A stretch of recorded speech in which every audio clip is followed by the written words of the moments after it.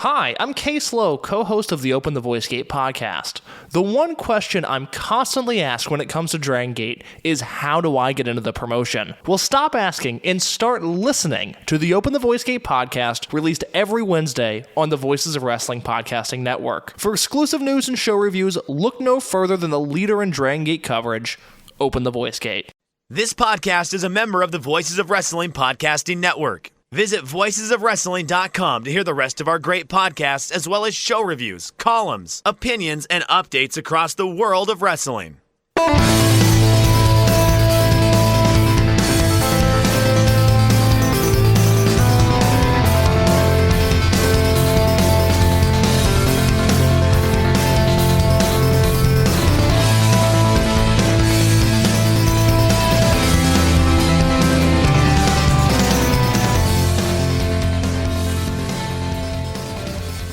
Hello everyone, and welcome to a very special episode of Music of the Mat Remix right here on the Voices of Wrestling Podcast Network. I am your host, Andrew Rich, and I say very special episode because this is the 8th anniversary show. You might remember there was no 7th anniversary show because we were on a break at that time, but we'll make it up to you. Don't worry about that. And when I say we, I am very happy to be joined by my fellow co-founder of this show way back when, my pal, Chris Maffei. Chris, welcome back. Hey, thank you very much. Happy 8th anniversary. I love what you've done with the place. It's all new. It's all fresh. Yeah, it feels nice to celebrate the milestone because 8 years is a long time in the podcast world for sure. And, you know, I'm not going to lie, it does feel a little weird, too, to be like an elder statesman on the network. Because I remember, you know, when this show started way back when, in 2017, you know, it was the fresh, hip new thing on the network. And now it's one of the longest tenured shows at VOW. And actually, coming up later this year, I think sometime in the fall, it will be the 200th episode of this show overall. So Wow. It's crazy to me for sure, yeah. That's a huge accomplishment. 8 years of doing anything, let alone a podcast, is a huge accomplishment. That's so many hours prepping, writing, recording, editing. So my hat's off to you, and just thanks for inviting me back. It's always a lot of fun to be able to come back and do this with you. So Thanks a lot for having me back. Oh, of course, yeah. You said it there, it's true. I think the important thing, and this goes for any hobby, is to have fun. You know, when it stops being fun, it's time to stop. And I did stop there for a while, and I don't regret that. I needed that break for sure. And I'm sure I'll need one again in the future, no doubt about that. But right now with this remix format, I'm having a lot of fun. You know, the music, the guests, the conversations, the feedback in the Discord and whatnot.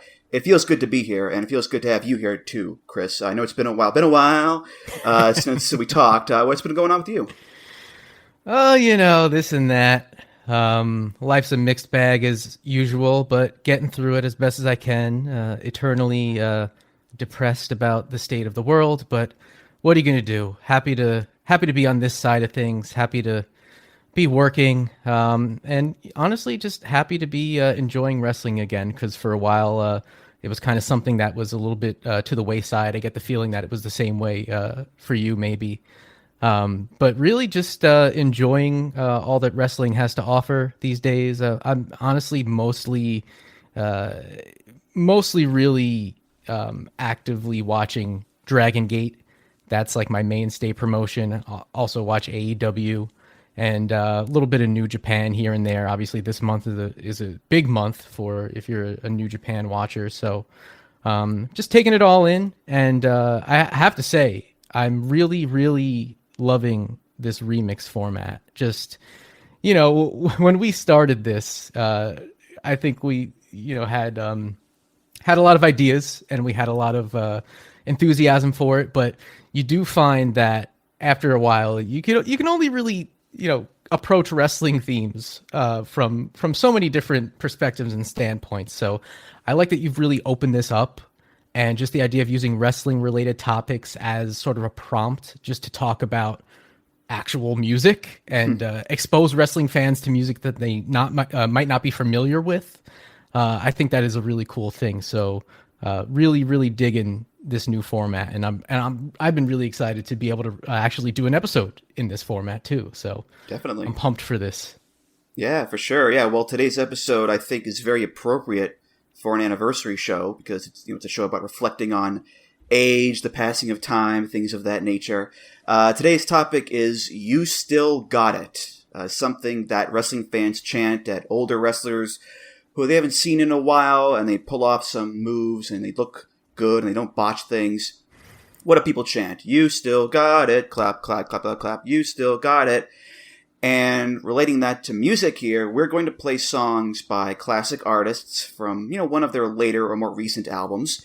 Because there are, plenty of wrestlers who are still great wrestlers well into their careers and their lives. Think of Masaaki Mochizuki in Dragon Gate, of course, or Tomohiro Ishii in New Japan, or Blue Panther in CMLL, Shelton Benjamin in AEW now, who looks better now than he did 20 years ago somehow. I don't know how he does it, but yeah, in music too, there are plenty of musicians who are still going strong, well into their 50s, 60s, 70s, or even beyond, or they did when they were, still alive, of course. And I think it's good to celebrate those people and their longevity and the music they put out well into their careers. But as far as the chant itself goes, you still got it.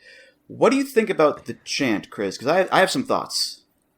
Well, it's often seen as something that isn't actually a compliment. I think even though the crowds mean well, the implication maybe is that the person on the receiving end is well past their prime, or maybe that they even lost it at some point prior to that chant occurring.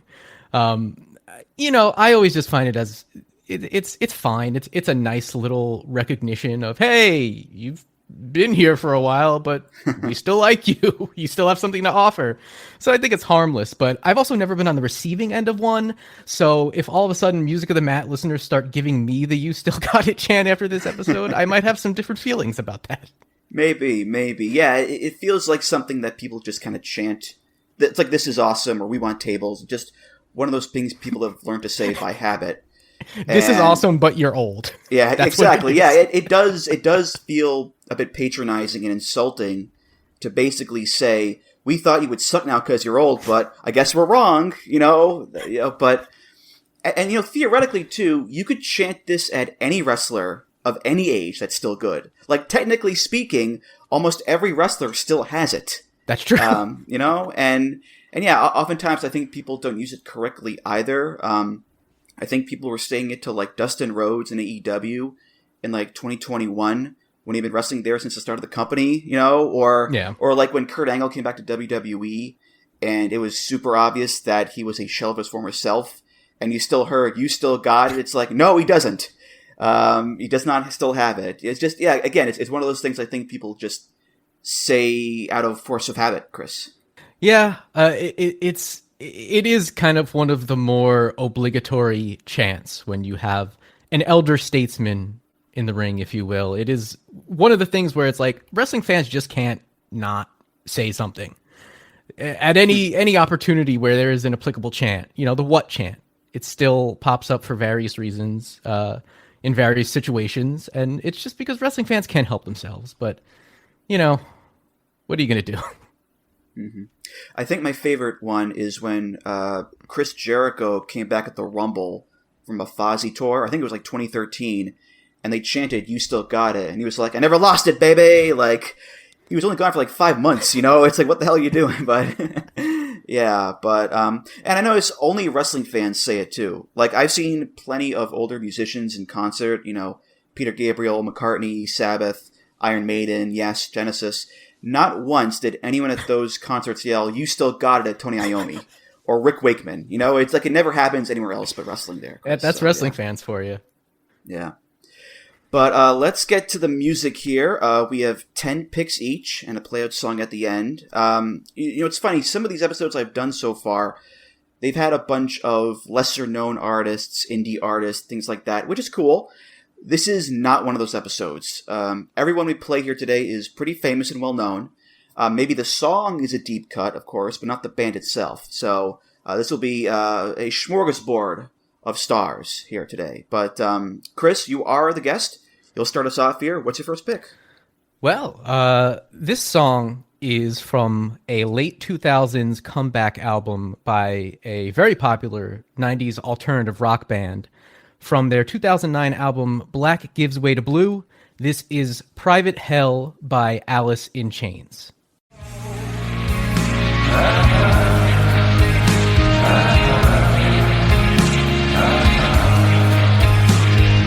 Promises abound, you rarely find it to begin. Maybe I'm afraid to let you all the way in. I guess so.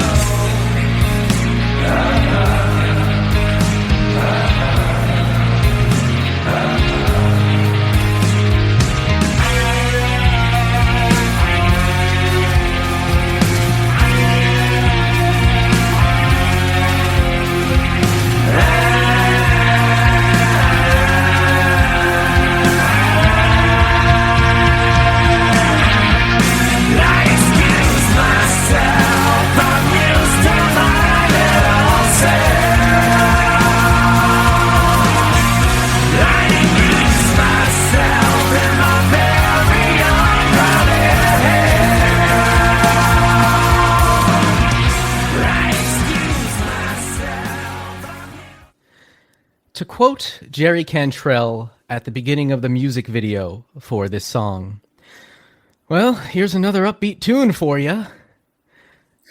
I mean, so I approached all my picks for this episode from the standpoint of artists who have endured, who have evolved, who have remained relevant deep into their careers. But in this particular case, this is a case of a group that is making a comeback after the tragic passing of a band member.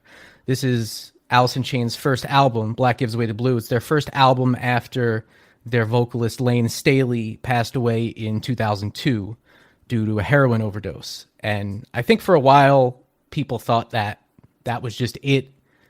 No more band, no more albums.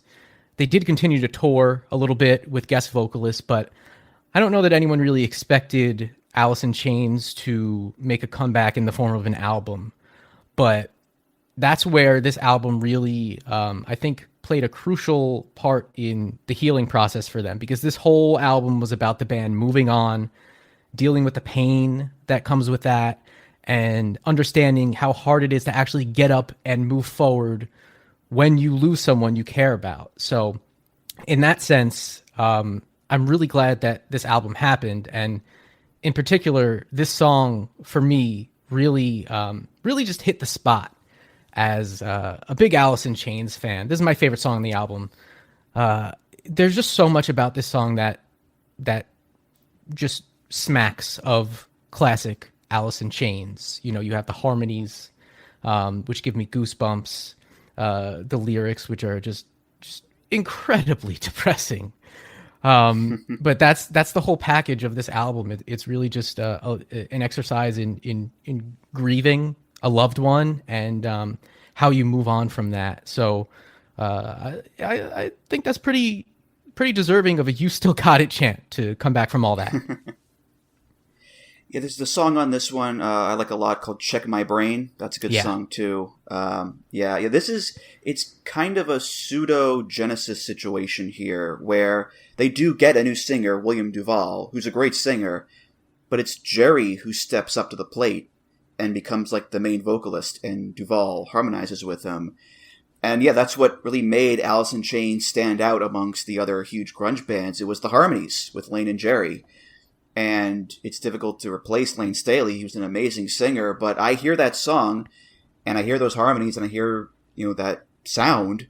That sounds like Alice in Chains to me. So yeah, I think they did a good job of getting the band back up and running for sure, Chris. Yeah, William Duvall's vocals, I think, mesh really, really well with Jerry Cantrell's. So you still get that same effect from those haunting harmonies that were just a staple of the band's sound. And the first time I actually heard this, I was just so relieved to hear the harmonies, but also creeped out because it almost kind of feels like Lane he's tucked into one of those vocal layers somewhere. So it sounds a lot like it's crazy. It's kind of creepy. but I'm so glad that this album happened. I'm glad that they were able to come back around to being Alice in Chains. And I think it would have been a shame if this album never happened. The landscape of rock was obviously completely different from what it was in the early 90s when they were making a name for themselves. Rock was no longer in the running for the dominant genre like it once was. It maybe never will be again. But I think the fact that they're still an active band today, they're touring, they're making albums. I actually haven't really listened to the 2 albums that came out after this one quite as much. But this one really stuck with me, and I think for a lot of fans, it has it's become a really a staple, and a lot of the songs in this album have become staples for Alice in Chains. I just think that it's all a testament to all the members of the band and their ability to overcome just kind of, for lack of a better word, just letting the industry just kind of phase you out, or even falling victim to the pitfalls that so many other musicians from that era fell victim to. So I'm just overall, this is a very depressing album and a very depressing song, but it still fills me with a lot of hope, because if they can come back from something like that, then I think that's a really good, just kind of a good message, and just great to see from a band that I really love. Mm-hmm. All right, well, my first pick, this is from 2012, and it's the Mighty Van Halen. It's the last Van Halen album, actually, called A Different Kind of Truth.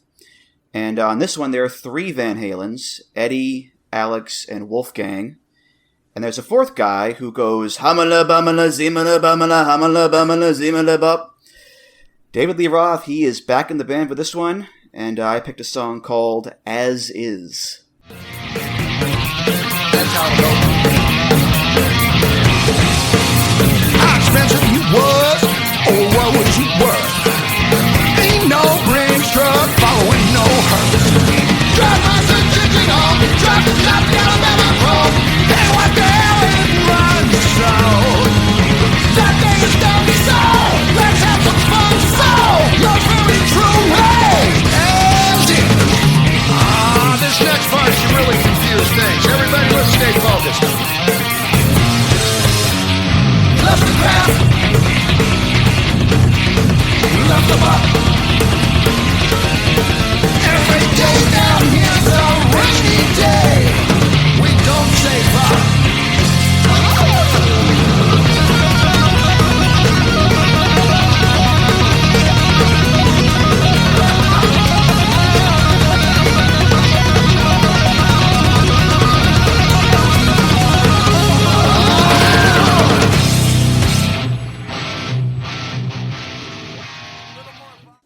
So like you, a recurring theme of a lot of my picks is triumph despite X, despite age, sickness, hardship, internal problems in the band. And this is example A right here. I mean, Van Halen, notorious for personal drama and conflict over the years. Dave doesn't like Eddie, Sammy doesn't like, whoever. Like it's to this day, there are still problems with these guys. So to have one more Van Halen album with Dave is a miracle. And the fact that it's a great album, too, is an even bigger miracle. I genuinely love this thing. There are plenty of great riffs and solos. You have classic Dave banter and the woo, all right, here we go. It's a fun album. And it ended up being the last one because of Eddie's death, sadly.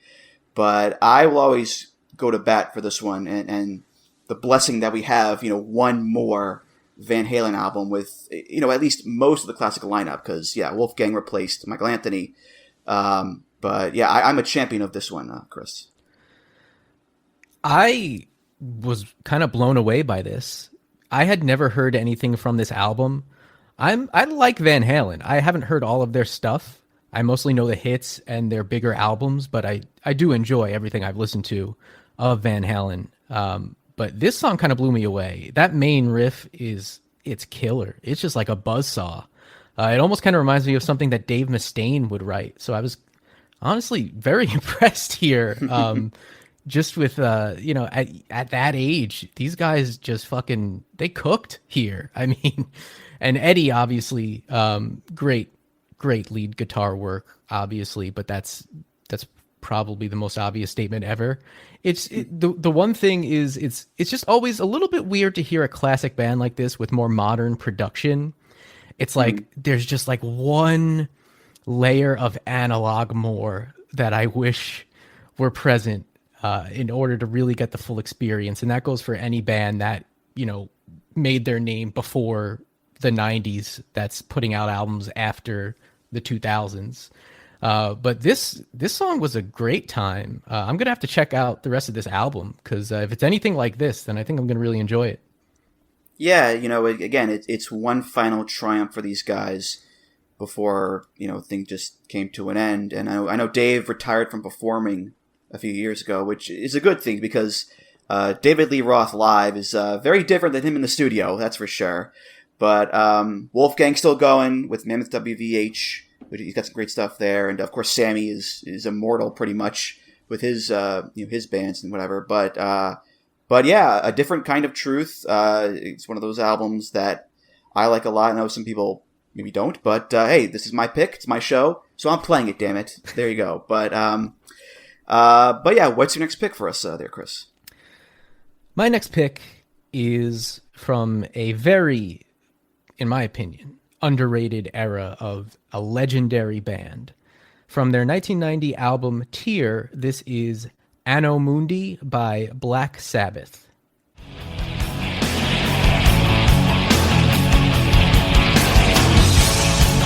Do you see a vision of a perfect place? Does it make you laugh? Put a smile on your face. Do you need a mirror? Do you see it well? Does the hand of God still told the way? There are people laughing. They were laughing at you. If only they could see what you saw, it was true. Oh yeah. Still cameras fighting, making war on the world. Don't they know? Don't they know? No, no, no.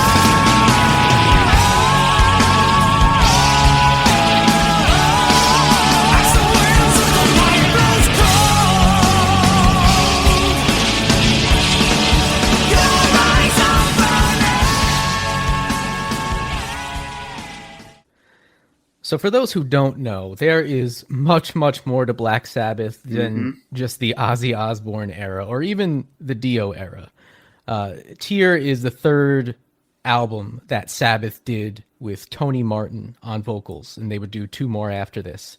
This is Black Sabbath's 15th studio album. And when you consider the fact that they formed in the late 60s and they released their first two albums in 1970, it's kind of wild that they would even be a relevant act in 1990, especially when you factor in how different rock and metal were by that time. It's even wilder. And I think that's just a testament to Tony Iommi to have overcame so many lineup changes of his band. The longevity of Black Sabbath rests solely on Tony Iommi's shoulders. He's the reason it still even existed at this point, why they continued to remain relevant. And I think that alone makes it okay that this isn't just a new band with a new name. But Andrew, I know you're a pretty big Black Sabbath fan. What are your thoughts on the Tony Martin era? I gotta come clean here. This era is a pretty big blind spot for me.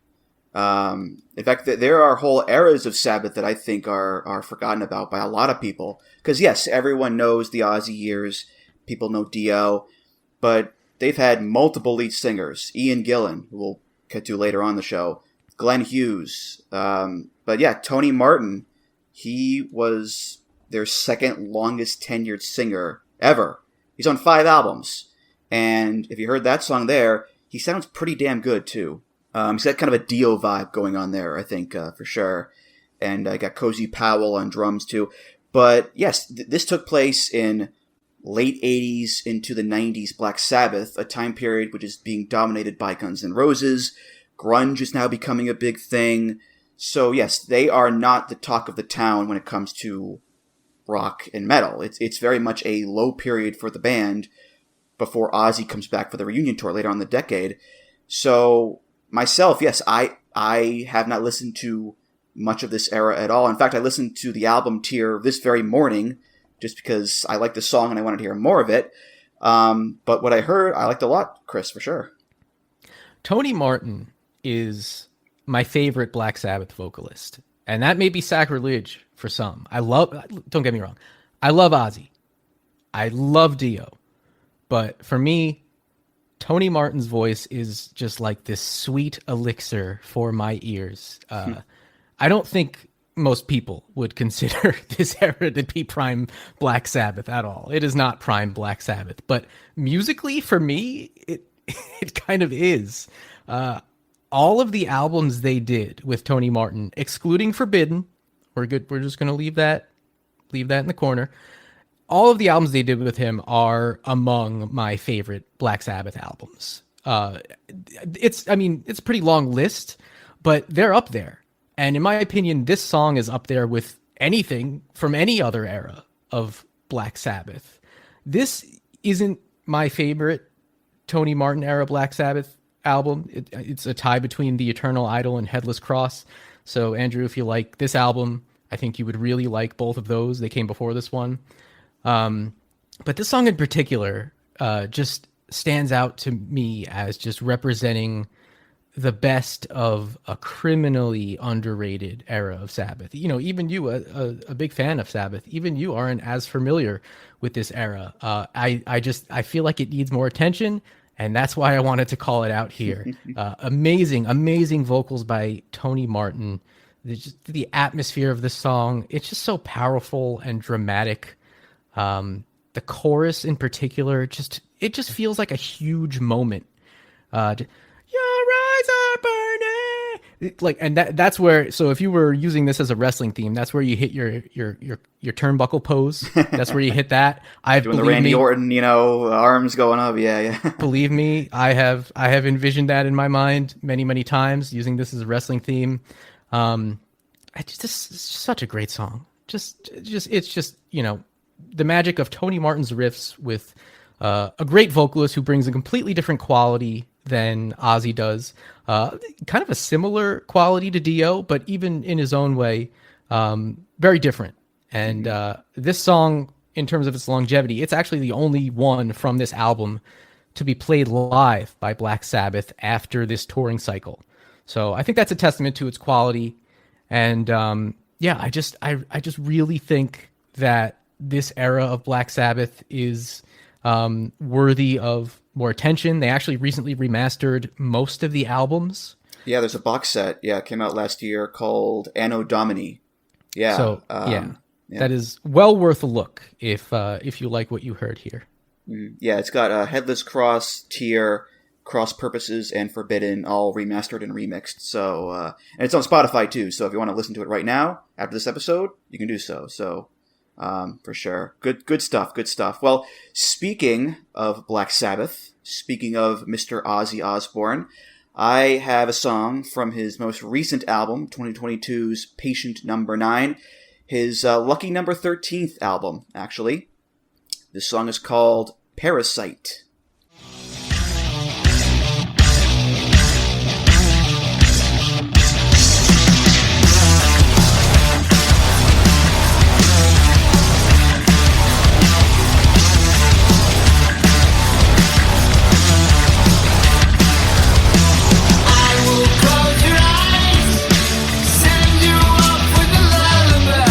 The moon has never seen a darker side.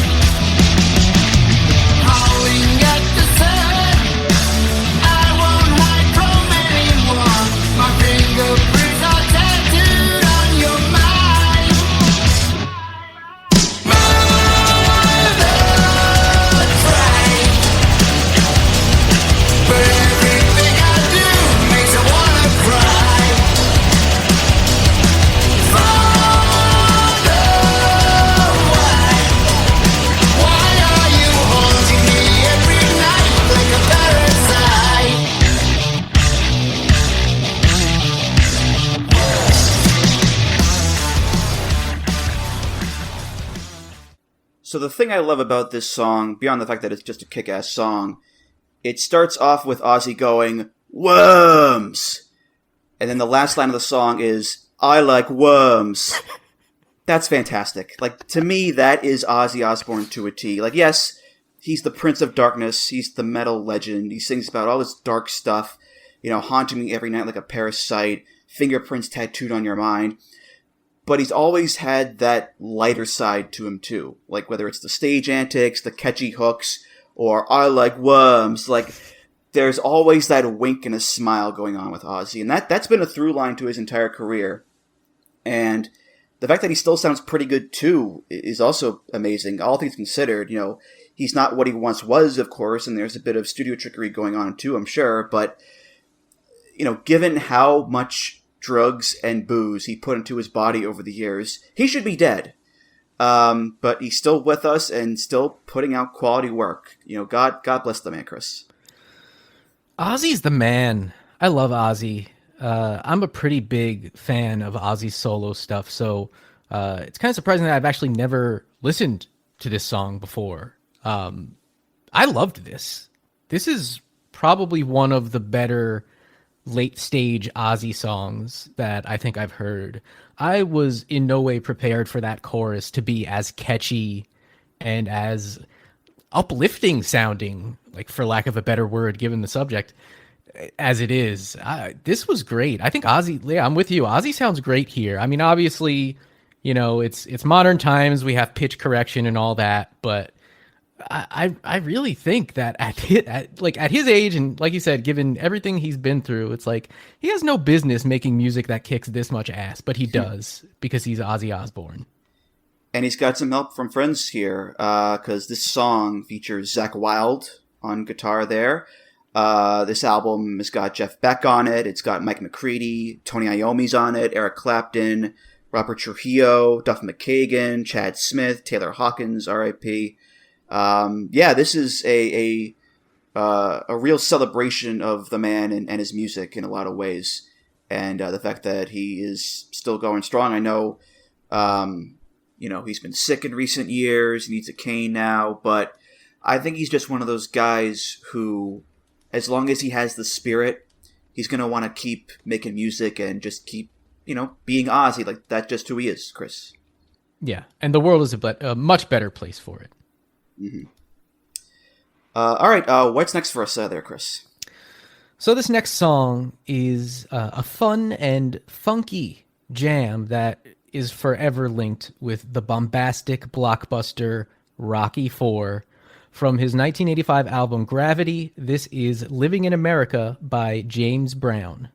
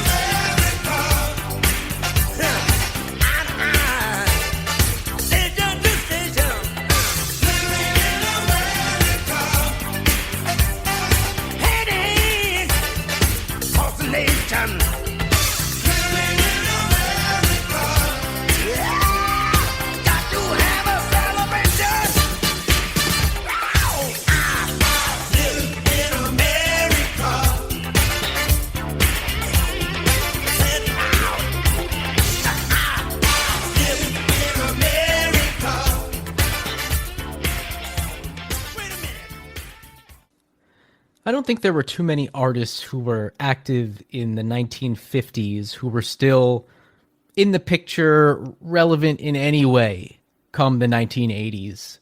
But damn it, James Brown. James Brown was. Of all the artists I picked for this episode, James Brown has released the most albums by far. This is his 53rd studio album. Of 70. I mean, yeah. there are some artists that don't even have 70 songs, let alone 70 albums between 1958 and 2002. That is just unfathomable. Like, that is, I don't know how you can even begin to attempt something like that in this day and age. But James Brown did it. James Brown is everything that is good about soul and funk. He may not be the most versatile artist out there, but he doesn't have to be. He's an icon, he's a trailblazer, and he is permanently tied not only to soul, funk, R&B, but also hip-hop.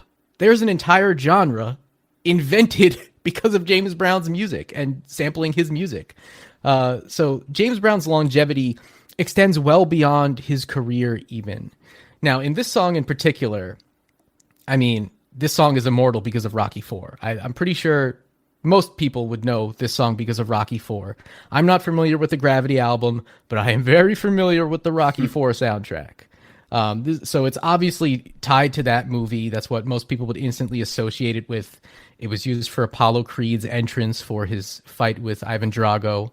And the music video actually cross-cuts between footage from the movie and what I assume is a bunch of stock footage of, I guess, what's intended to represent American life. Factories and city streets and things like that. Busy highways, subway stations, people punching in and or out of work, I guess.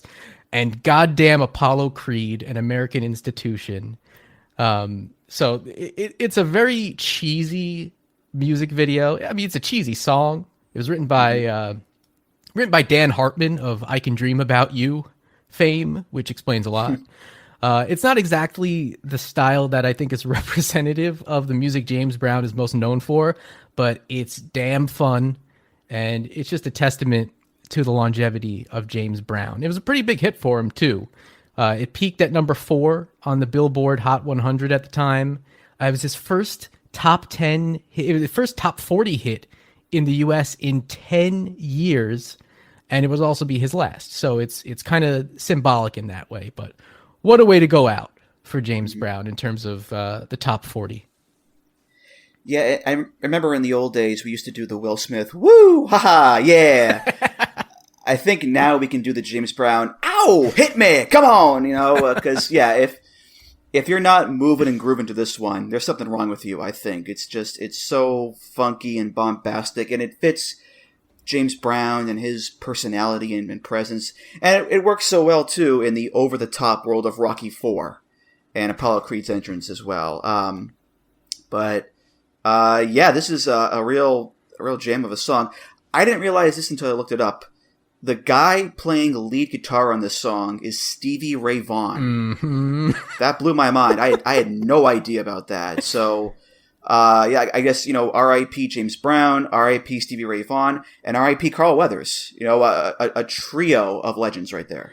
Imagine getting Stevie Ray Vaughan on your song and not giving him a solo. I mean, he's completely buried in the mix. Like, I had to go back and listen for any guitar lines. Like, it's interspersed in the verses there, but there is a sax solo on this song instead, because, of course, it's way more appropriate for the song. But yeah, that blew my mind when I saw that, because it is not evident. You would never guess that. Now, as far as wrestling fans are concerned, wrestling fans are going to remember James Brown from WCW Super Brawl 2000 when he showed up to dance with Ernest the Cat Miller, which is probably one of my favorite moments in the history of wrestling. Love it. Yeah, for sure. Well, I'm going to go over here back to the present days, Chris, with my next pick. This is from 2023. The Rolling Stones put out their 24th album, their most recent album, called Hackney Diamonds, and this song is called Depending on You. It's time to harden my shell.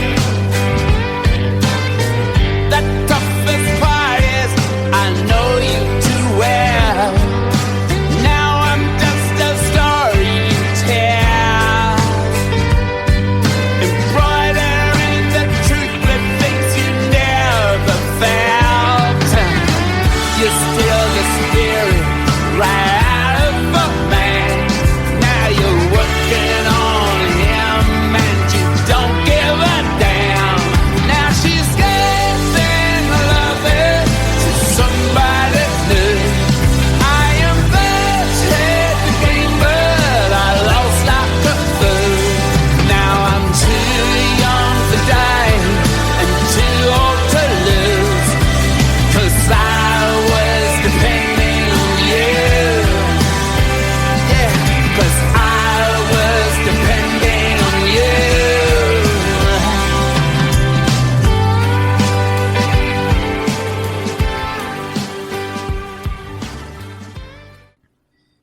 Yeah, that's another one very similar to Ozzy, where it's not just that it's a great song, and it is a pretty damn great song, but it's amazing how these guys are not dead. Like, Keith Richards has snorted everything under the sun, and he's not only still going, he still plays great. Mick Jagger is 81. He still sounds great. Ronnie Wood's still going. We did lose Charlie Watts a few years ago, sadly, but still, for the Rolling Stones, who have been around for over 6 decades at this point, to still be mostly complete at this stage of the game, and still touring, and still delivering the goods with their music like this, again, it's incredible, Chris. Yeah. I'm not like a big Rolling Stones fan or anything, so you have to forgive my ignorance when it comes to them. I had no idea that they were still actively making music. And in fact, when I listened to this song, I didn't realize how recent it was. Like, I thought this might have been something from like maybe the 90s or something like that. I think they sound pretty damn good here. Mick Jagger in particular, like, he doesn't show any age in the vocal department from, just what I know of his work. So yeah, I thought I was very impressed here by, again, just a legacy act that holds up in modern times and just they sound great here. Yeah, they're one of those bands where the gap between albums has gotten a lot longer, because this is their first album of new material in 22 years. They had a blues cover album in between then, but it's similar to Peter Gabriel, where it was a long wait for new stuff, and they delivered. I still haven't seen them live. I should probably get on that, because who knows how long they're going to be around. But I think at the very least, Keith will still be going for until the end of the world, really. He'll outlive us all, I think, with Keith Richards, for sure, Chris. So him and Ozzy, they'll be at they'll be there at the end. But Hackney Diamonds, big recommend for that album, for sure. But all right, Chris, what's next for us? Well, my next song is quite simply one of the best new songs that I've heard within the last 10 years, in my opinion. From the 2018 album Raise Vibration, this is Low by Lenny Kravitz. If you wanna talk to me, know that I am plain to see. Yeah, yeah.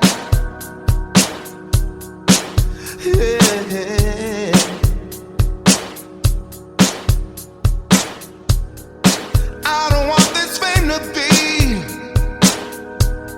staying in my reality.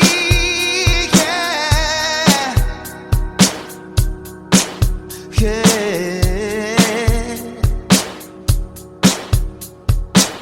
Don't lift me up to turn me down. I just wanna love it, baby. Stay with me on the ground. Talk with me, let me go. Got to keep it low. Talk with me, let me go. Got to keep it low. Don't lift me up to turn me down. I just wanna love it. Stay with me on the ground. Talk with me, let me go. Got to keep it low. Talk with me, let me go. Got to keep it low. If you bought the fantasy. It kind of blows my mind that Lenny Kravitz is technically a legacy artist at this point. Pretty surreal. He still seems like a new guy. He began his career in the 80s. This song and album actually came out 29 years after he released his first album in 89. So that's an impressive stretch for a guy who still feels like he just came out like 10 years ago. Lenny Kravitz is a really, really talented guy. He's essentially a one-man band. Now, I'm not like a die-hard Lenny Kravitz fan or anything, but I do enjoy his work. Everything I've heard from him, I know mostly his hits, some other stuff. I am, however, a giant fan, if you will, of his giant scarf, if you've seen that. But in terms of what about the giant rip in his pants that one time? Are you a big fan of that, by any chance? No, didn't quite hit the same for me as the giant scarf, but the giant scarf is an annual tradition for me. It's every Black Friday I pay respects to the giant scarf. Fly Away is a song that I consider to be a perfect song. And this one is too now. So Lenny he's batting pretty good for a guy whose catalog I'm not like that familiar with. He has two songs that I consider to be perfect songs. I absolutely love this song. I can just listen to it on repeat all day and not get sick of it at all. It just has an awesome groove to it. The whole vibe and atmosphere. The chorus is incredibly catchy. The instrumentation too. Some of the bass licks kind of sound like they were an homage to Thank You by Sly and the Family Stone. Then you have the horns that come in at the end, just give it that classic touch. Feel like a late 70s, early 80s type of song. So I haven't listened to the rest of this album, but I think I really should. Because the fact that Lenny is still putting out music of this quality today, I think is just a testament to his talent. Yeah, that is some funky goodness right there. That waka guitar, the bass line, the horns. It's what I call like sunset convertible driving music. Like it fits that vibe so well. And as you heard at the end there, yes, that is Michael Jackson from Beyond the Grave. I would recognize that anywhere. But yeah, Lenny, like you said about the Stones, he's one of those guys where I haven't heard a ton by him, but I do know a bunch of his hits, and that hooked me deep. That song hooked me deep, and I guess to sum up Lenny Kravitz, he's a deeply unfair man. He's so good looking, he's so talented, he seems like a nice guy. He's 60 years old, and I saw a photo of him the other day from his Instagram from last year. That dude is shredded. He's got a six-pack. He's got the V lines at his hips, bicep vein. It is so annoying that he looks at 60 better than I do at 32. Like, it's very, very upsetting there, Chris. But in all seriousness, yeah, Lenny's an incredible talent for sure. Yeah, you mentioned the Michael Jackson ad-lib sample, and that actually came from recording sessions that he did with Michael. They worked on a song called Another Day, which actually wound up on Michael's first posthumous album called Michael, which also has 3 songs on it that are not Michael Jackson vocals. There's a podcast about it if you're interested. But I was in a store the first time I heard this song when it was pretty new. And I was grooving along to it, didn't know what it was called or anything. And then the chorus came and it ended. And then I heard the, oh, at which point I stopped dead in my tracks. And I was He's like, alive? He's alive? What? And I looked it up, and sure enough, it was Lenny Kravitz, and this song has been, I break it out a few times a year, and I just put it on repeat for an entire day, and I'm obsessed with it. And again, I really should listen to the rest of this album. I'm surprised this wasn't a bigger hit for him. It peaked at #1 on the Billboard US Dance Club songs chart, but like, who cares about that? Honestly, it should have been on the Billboard Hot 100, in my opinion. I hear it pretty often when I'm out and about. So it's seems like a pretty popular song. And it's just always hard to restrain myself from bopping along to it and embarrassing myself when I'm out in public. So Lenny Kravitz, well done. For a lot of my picks here, I've been trying to see if there's like a wrestling tie-in, and there are no wrestling tie-ins for Lenny Kravitz that I'm aware of. But there is a picture of him playing guitar with Paul White.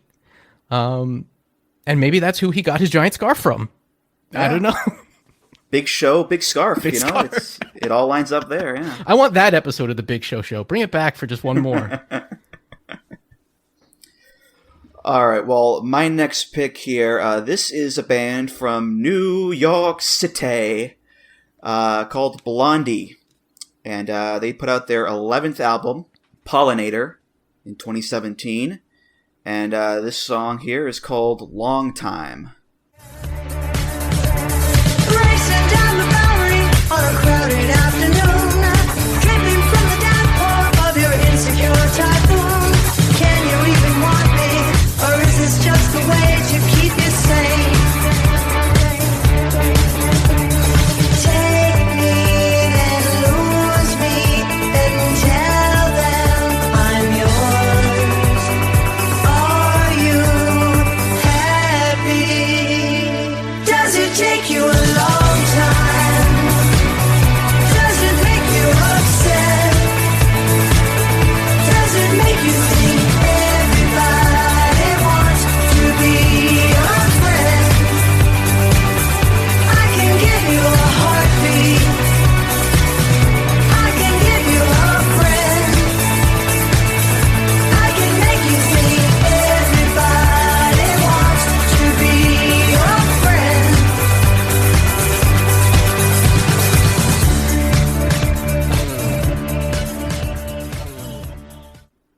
how good is that, man? My God, that is just so damn catchy. I love that kind of updated, new wavy, disco-y sound to it with, of course, the Debbie Harry vocals on there. Just so damn good. And, it's right in line for me with like the best and catchiest Blondie songs. Heart of Glass, Dreaming, Atomic, Union City Blue. I think it's up there with those songs for sure. And I know that Blondie is a band with a lot of punk roots and all that, but this is my preferred Blondie sound, the poppier side of Blondie. And Debbie Harry, man, she is 79 years old, and most 79-year-olds that I know are clipping coupons, they're making chicken noodle soup for their grandkids. Not her. She is still kicking ass, taking names, and playing Coachella. Like, it's amazing just how on top she is, and the rest of the band is as well. Clem Burke and Chris Stein and those guys. After all these years, Chris, it's incredible. Hell yeah. I didn't even realize that they were still actively making music either. So they got a new album this year, I think. Yeah. Yeah, that is so surprising, but that's great. This was great. As soon as the drums started, I thought, yep, this is definitely a Blondie song. It sounds familiar in all the right ways, but also has a very new sound to it. I really dig this. The chorus in particular, it's one of those choruses that it sounds so familiar. Like, it sounds like a song you've heard before, but it also, like, it kind of, I guess, tickles the synapses in your brain where it's like, this is a new thing I'm experiencing. But I thought that this felt like the perfect kind of cross between classic Blondie and like a newer pop rock song from the last 10 years. Mm-hmm. So well done. Yeah, the chorus, it gets me every time. It's one of those things where you think about and it's like, if a younger artist had done this song, like a Charlie XCX or Olivia Rodrigo or one of those new young hip cats out there, if they had done this song would be like number one for like 20 weeks, I think, because I think it's that catchy. But it's Blondie, and they're an older artist, whatever. So I think they deserve their love on this episode too. That's what we're doing it here for sure. So, but I believe your next pick, Chris, is another famous female singer. That it is, and it's a singer whose career has been all about reinvention. From her 1998 album Ray of Light, this is Frozen by Madonna. Now there's no point in placing the blame, and you should know I suffer the same. If I lose you, my heart will be broken. Love is a bird, she needs to fly. Let all the hurt inside of you die. You're frozen when your heart's not open.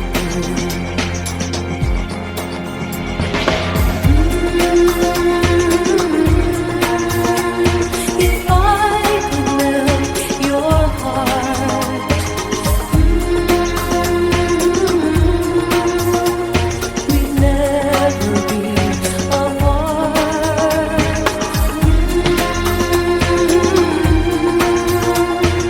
Give yourself to me.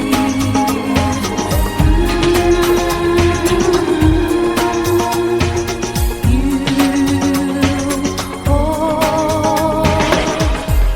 the key.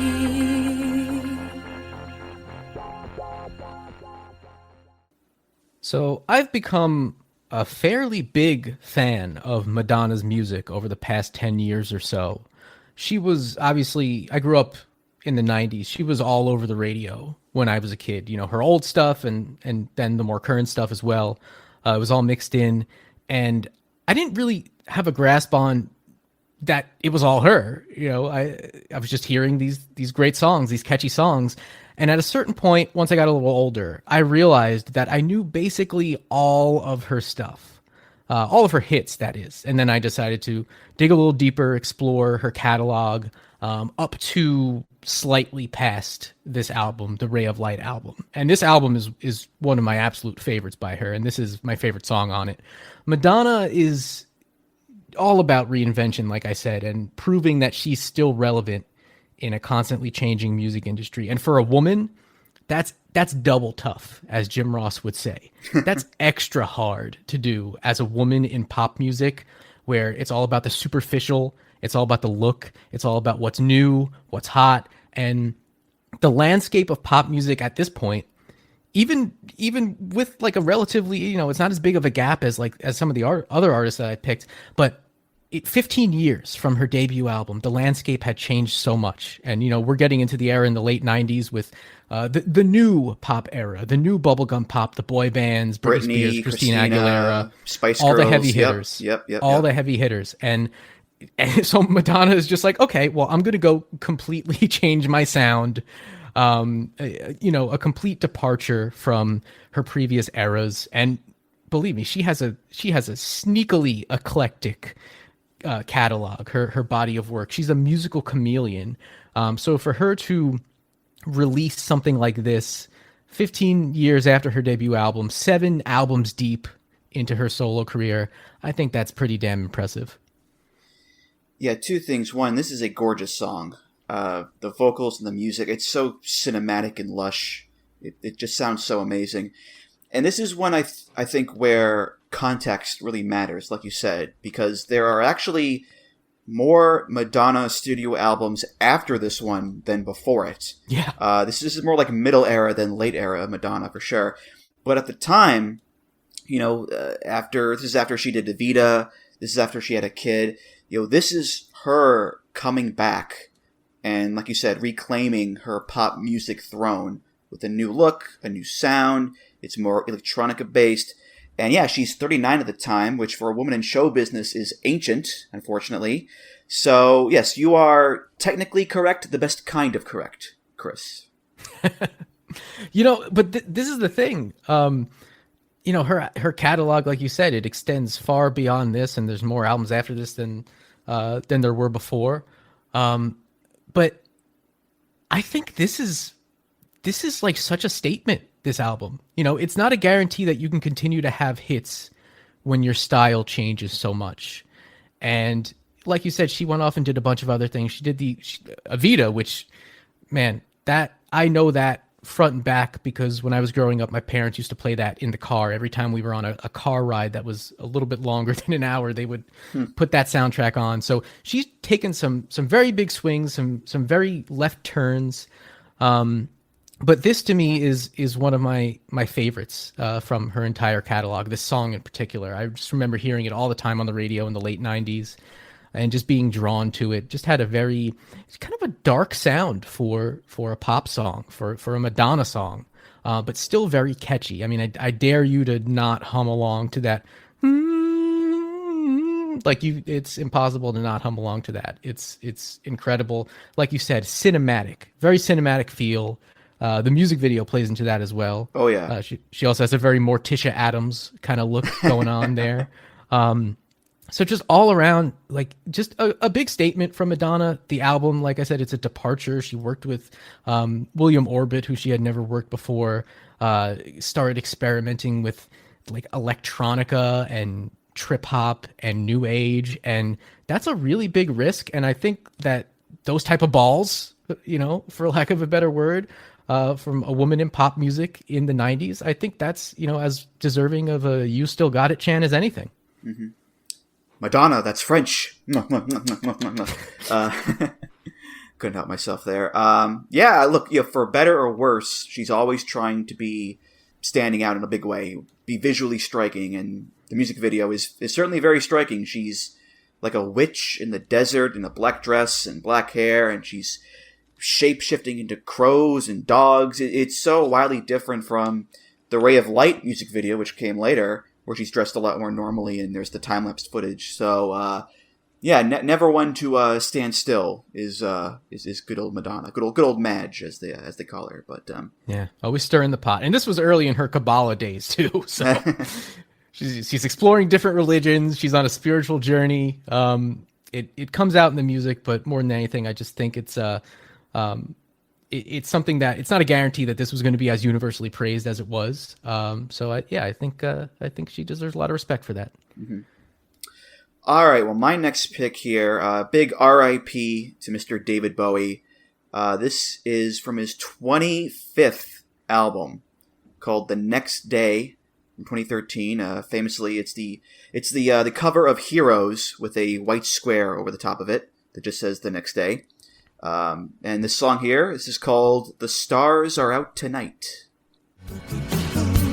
Stars are never sleeping. Dead ones and the living, waiting for the first move. Satyrs and their child wives, waiting for the last move, soaking up our primitive world. The stars are never sleeping. Dead ones and the living, their jealousy's spilling down. The stars must stick together. We will never be rid of these stars, but I hope they live forever. And they know just what we do, that we toss and turn at night. They're waiting to make their moves, but the stars are out tonight.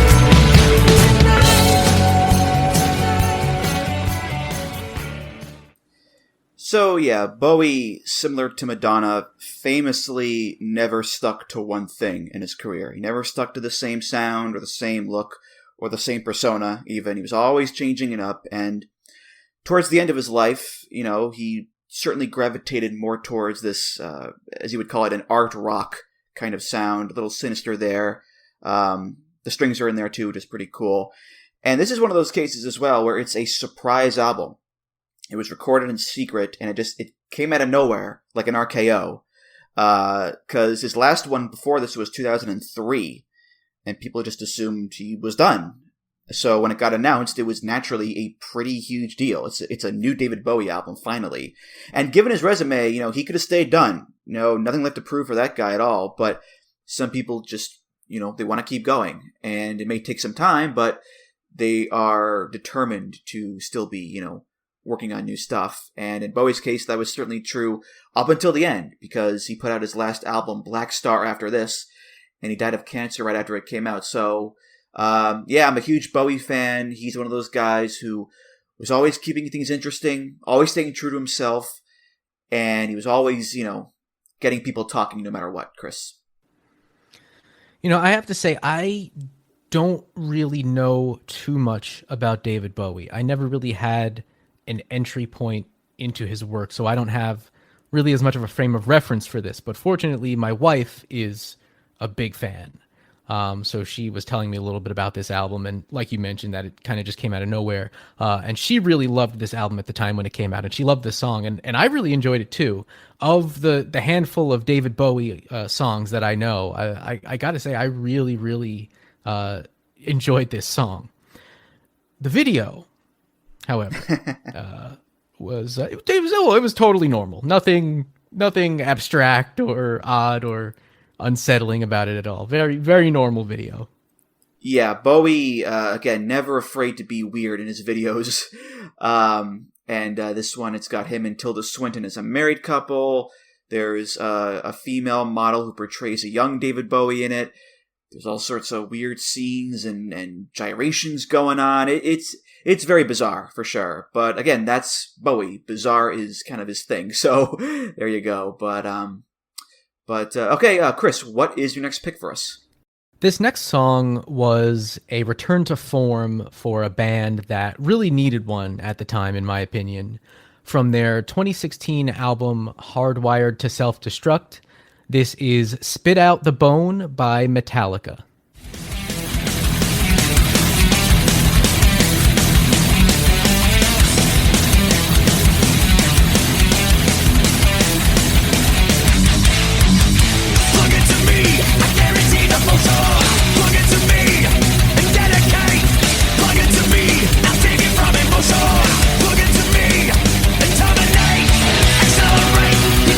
Solution, finding cure the other man.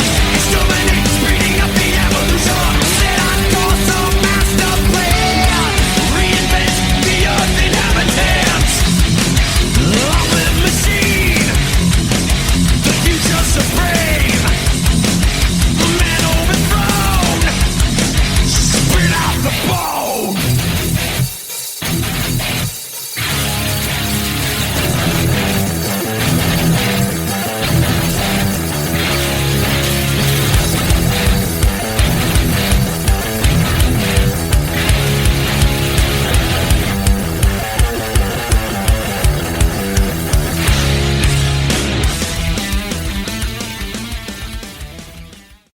So we've obviously discussed Metallica before on the podcast. That was quite a fun episode that we did a few years ago.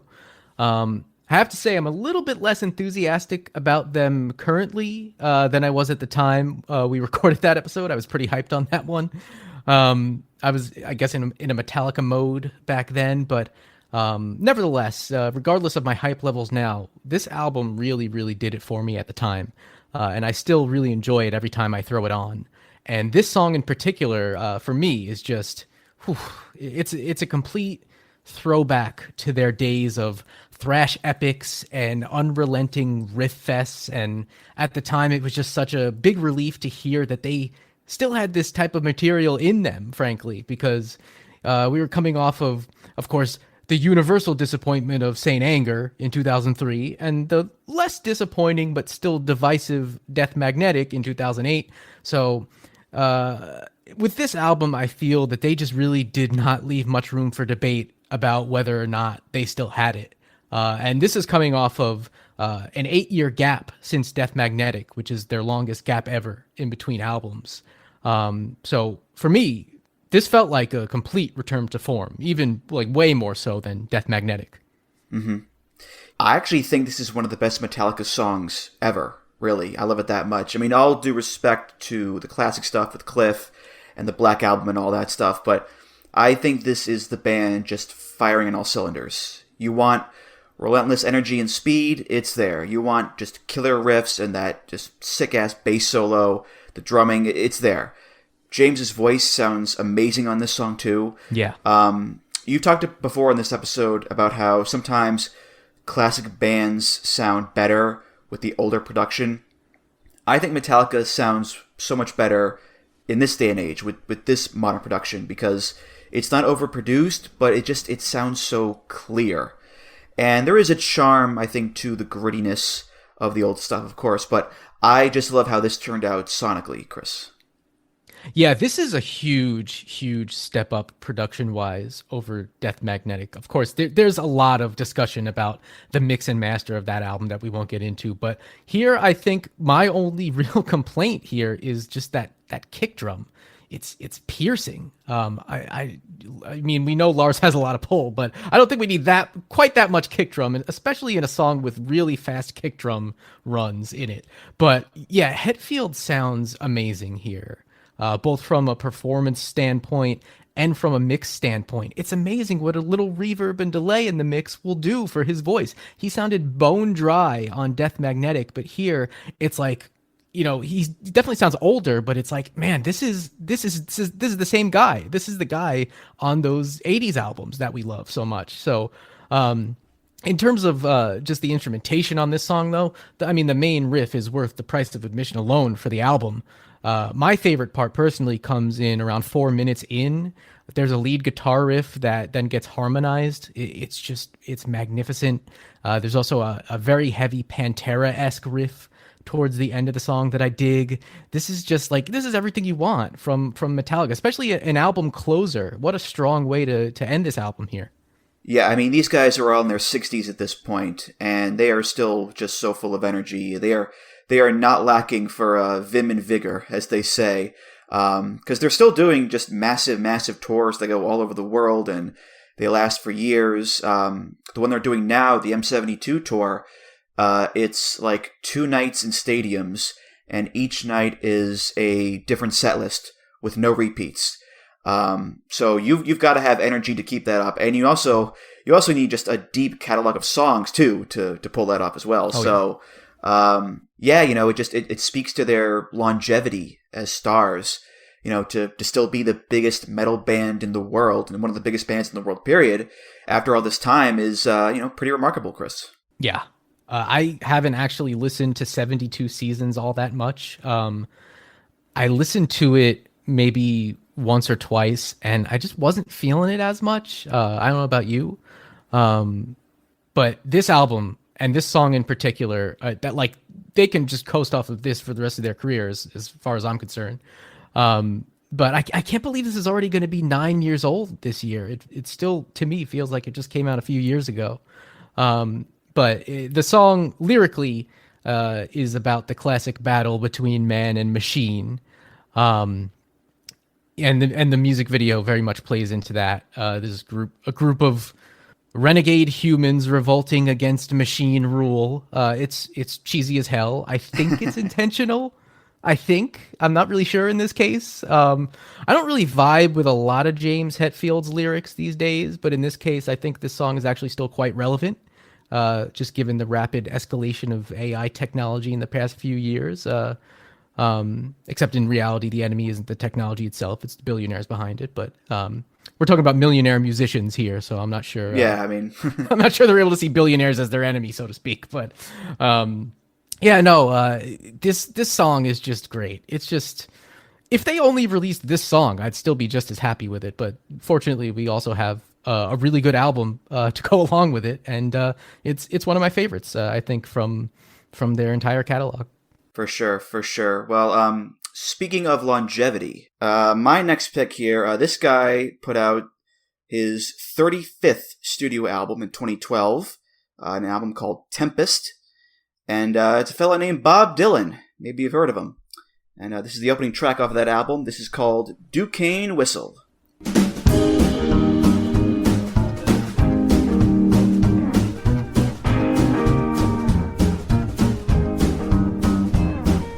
Listen to that Duquesne whistle blowing, blowing like it's gonna sweep my world away. I'm gonna stop in Carbondale and keep on going. That Duquesne train gonna ride me night and day. You say I'm a gambler, you say I'm a pimp, but I ain't neither one. Listen to that Duquesne whistle blowing, sound like it's on a final one.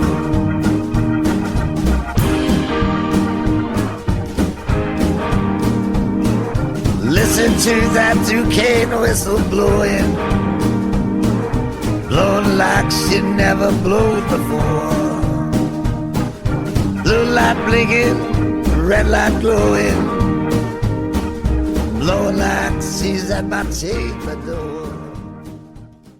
Man, Timothy Chalamet sounds rough. My God. Yeah, Bob Dylan, another man of multitudes. So many different eras of his life. You've got the folk protest songs era, going electric, the country stuff, the gospel stuff, standards. And along with those song changes are obviously changes to his voice. Because the older he's gotten, the rougher and craggier his voice has gone. He used to be, hey, I'm Bob Dylan, how you doing? And now he's, as you heard there. But I don't mind it. I think he still writes like Bob Dylan. He still feels like Bob Dylan. And his songs are still full of all these, metaphors and allegories. And it's about a train. No, it's about a past love. No, it's about Jesus. It's about the apocalypse. It's all these things. So I think in this case, it's an example of how a voice can age and can get rougher, but it can also give a guy more gravitas and more weight. And I think it works for him there, Chris. Yeah, if I didn't know any better and I didn't know this was a Bob Dylan song, I think I would have thought that it was Tom Waits, honestly. Yeah, yeah, for sure. Has that kind of sound. I'm not a huge Bob Dylan fan, but my wife is a big fan, so she insisted on being there when I listened to this. I think she thought that I was going to hate it. I didn't. I don't know why she would have thought that. But she was just very curious about what my thoughts were going to be. I'm just, I know a lot of Bob Dylan's music through just cultural osmosis. It's not the style of music that I really gravitate towards. But everything that I've ever heard of Bob Dylan, I do enjoy. And this is included in that. I really like the music video too. I laughed out loud multiple times while watching it. So yeah, I thought this was pretty nice. Mm-hmm. And he's released, plenty more albums after this. He's one of those guys who's still going. And for the record, I talked about how I want to see the Stones maybe before it's too late. I've never seen Bob Dylan, and I never will, because every story you hear about the guy nowadays is he sounds awful, and you don't know what he's playing. So I think at this point, if you go to a show and you don't like it, it's kind of on you. So I respect the man as a legend. I love a lot of his songs, but not someone I want to see live in any case, Chris. That's interesting. My wife has actually seen him multiple times since we've been together, and I've never heard any complaints on that front. But her and her dad are huge fans, so I think it's just more of like the novelty of like, hey, we can go see Bob Dylan still. He's still with us. He's still here. He's still doing it.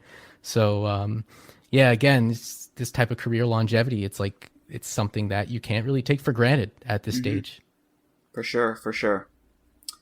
All right, what is your next pick for us there, Chris? My next song is a song that was released in the late 2000s by a band that released their first album in the early 70s. And it's freaking awesome. From their 2007 album Snakes and Arrows, this is Far Cry by Rush. Riot dogs and wandering madmen, barking at strangers and speaking in tongues. The ebb and flow of tide, fortune, electrical changes are charging up the gun. It's a far cry from the world we thought we'd inherit. It's a far cry from the way we thought we'd share it. You can almost feel the terror growing. You can almost see the circuits blowing. One day I feel I'm on top of the world, and the next it's falling in on me. I can get back on. I can get back on. One day I feel I'm ahead of the wheel, and the next it's rolling over me. I can get back on. I can get back on.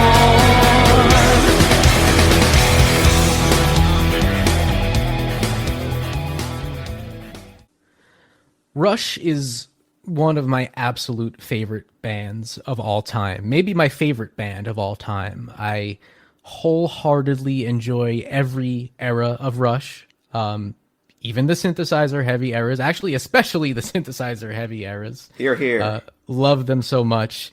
I actually got into them shortly after this album came out, so it's always held a special place for me for that reason. And actually, my favorite live concert experience that I have ever had was getting to see Rush play at Jones Beach on Long Island in 2010. And that was one of the shows where they played the Moving Pictures album in its entirety. So Time Machine Tour, yeah. Time Machine Tour. Getting to hear that album in its entirety was amazing. But I also got to hear them play this song that night as well. I also heard them play this again at Madison Square Garden. And man, as great as this song is on the album, just experiencing it live, it is just such a great feeling. The chorus is just ridiculously catchy. The lyric, I can get back on, that's always stayed with me. It's both hopeful and sad at the same time. And I think it really works for this era of Rush, given, the fact that they've endured tragedy, and come out on the other side. Neil Peart's daughter died in a car crash in 1997, and then his wife died of cancer in 1998. And they took a hiatus because of that, from 97 to 2002. And there were no real guarantees that Neil was ever going to return to the band or that there would be a band.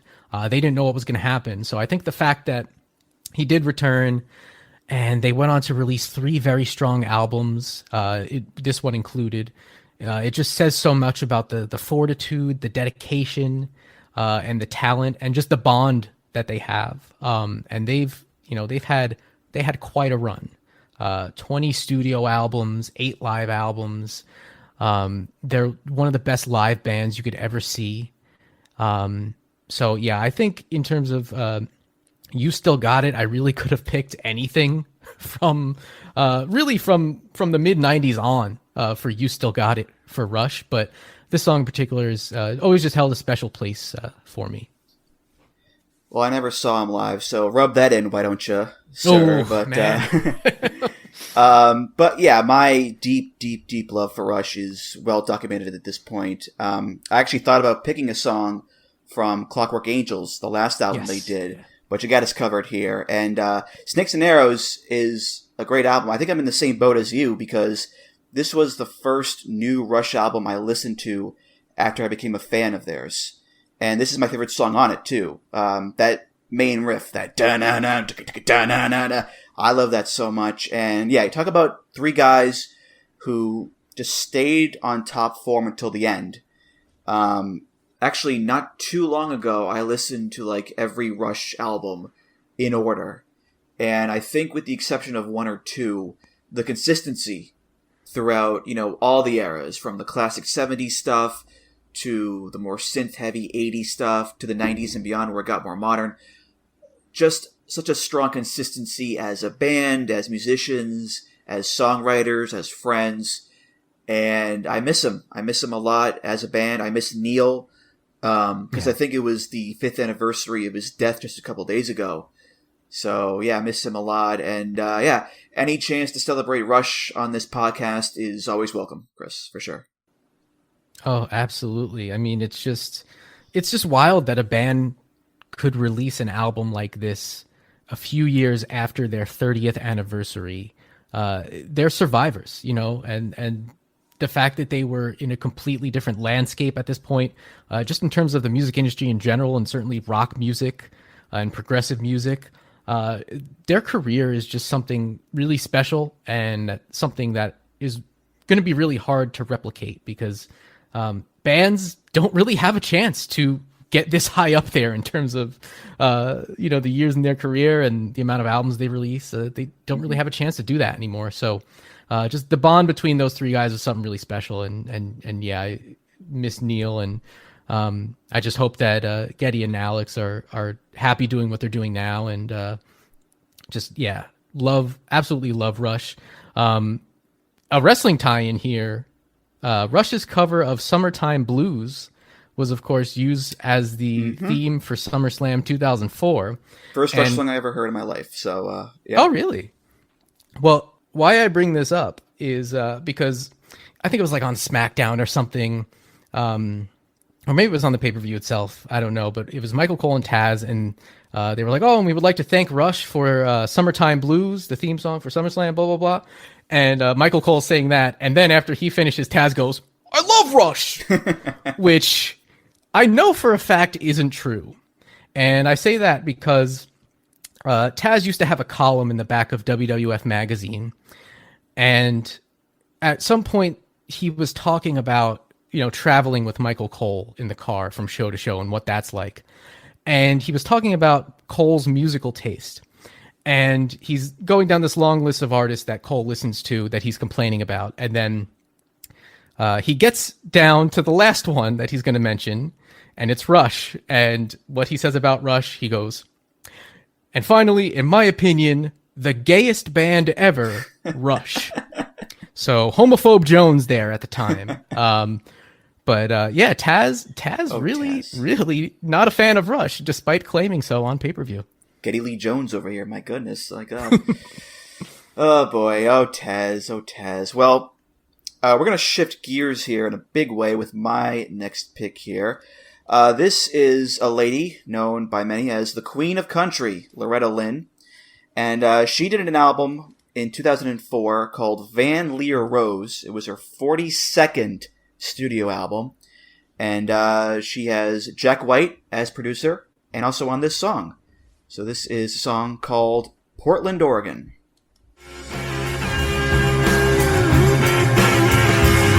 Let's say we knew last night, got drunk, but we loved enough for the both of us.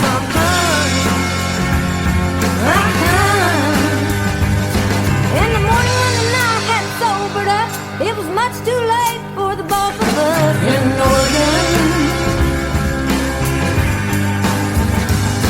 Well, slow did this was mighty fast when he drank it.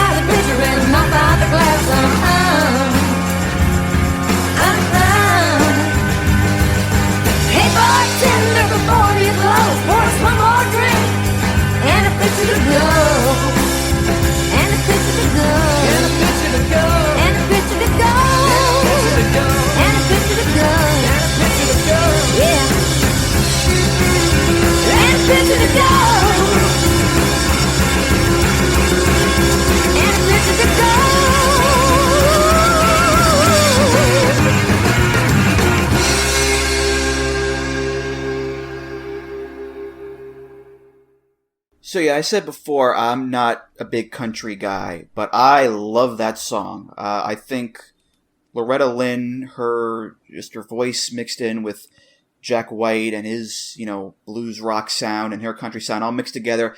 Baby, you got a stew going. It's a natural fit. And annoyingly, this is not on Spotify or Apple or any streaming, I don't think. But if you can find it online, I think it's on YouTube, take a listen because it's Loretta Lynn, who is a legend, and Jack White is pretty damn good too. So yeah, it's just an awesome song there, Chris. Well, this time on I Never Got Into, I'm not at all familiar with Loretta Lynn, or at least I don't think so.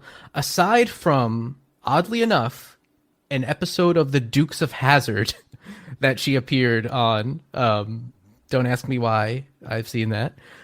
So I don't really have any frame of reference for Loretta Lynn. But I will say this. I love the sound of her voice. Just a great, really, really great vocal tone on her. She's got a set of pipes.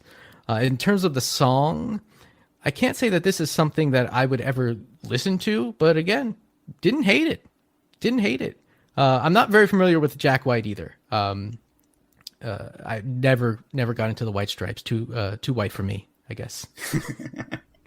And Two Stripes. And both Stripes. Things are on your no list there. So, well, didn't hate it. That's a win for me, I guess. I'll take it. But there's an interesting backstory about this song. Actually, Lynn wrote this song years before the album, and she based it on her making up an affair to get back at her husband, who was having real affairs, and make him jealous. And the song was never made. And then Jack White came over to her house for dinner, and he found the handwritten notes, and they made the song. So, yeah, one of those weird happenstance things that gave us a great song. So there you go. But, all right, what's your next pick there, Chris? My next pick was Inescapable, If You Were Alive at the Turn of the Century. This is from the 1999 album Supernatural, and the song is Maria Maria by Santana. Maria, Maria. She remind me of a West Side Story. Growing up in Spanish Harlem. She lived on the line just like a movie star. Maria, Maria. She fell in love in East LA. I said it to the sound of the guitar, yeah. Played by Carlos Santana.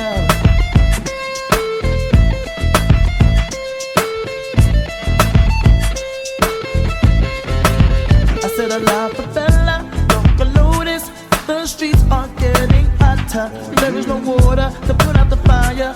Mi contar esperanza. See me and Maria on the corner, thinking of ways to make it better. Then I looked up in the sky, hoping that there's a paradise.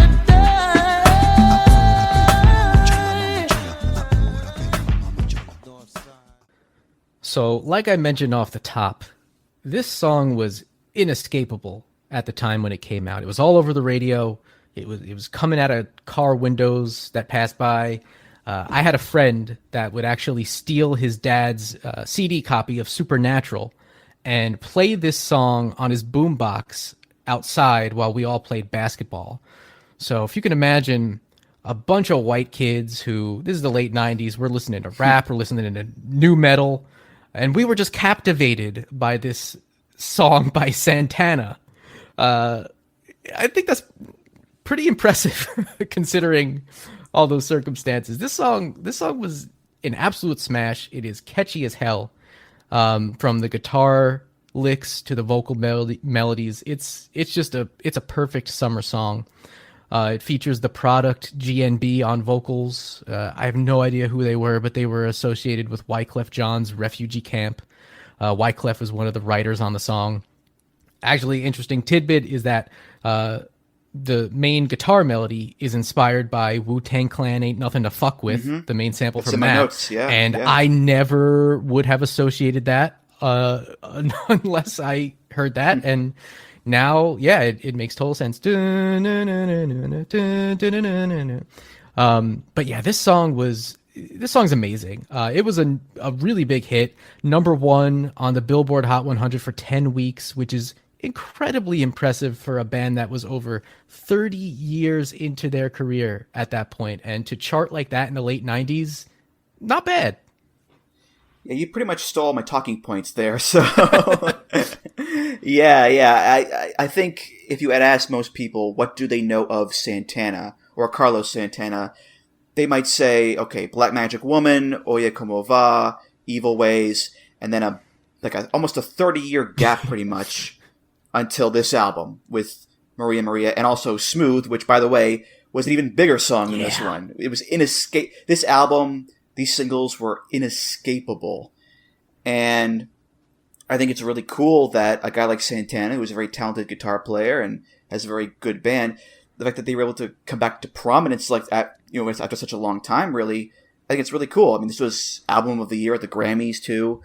The consequence of that is that people just got sick of it all because they played these songs nonstop, but I think it's a good trade-off. I think if you would ask Carlos Santana, okay, people are going to be so sick of these songs, but you're going to be the biggest band in the world for a hot period of time. Do you take it? They would say yes in a heartbeat. And I would too, really, because these songs still live on to this day. Yeah.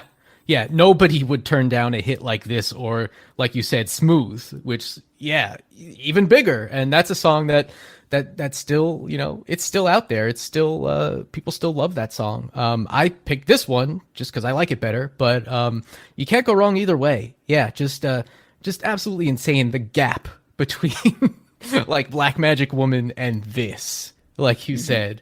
But yeah, Carlos Santana's a badass. He actually played on a song on Michael Jackson's Invincible album called Whatever Happens, which is a really nice song.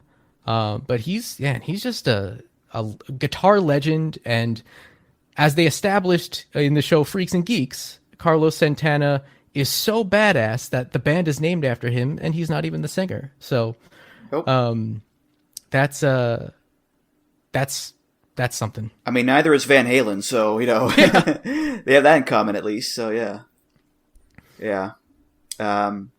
All right, well, my next pick here, this is going to take us to 2013 with the 19th studio album by Deep Purple.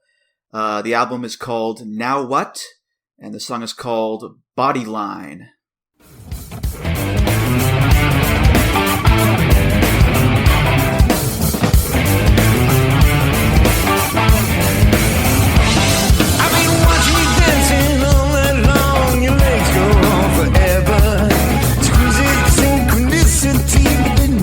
Stay together. My head is spinning, keeping focus on my wonders. I don't know who you are, but I'm enslaved and at your service. It's your body line, moving silhouette. It's your body line. You do that in red. Your body line, clearly defined. It's your body line.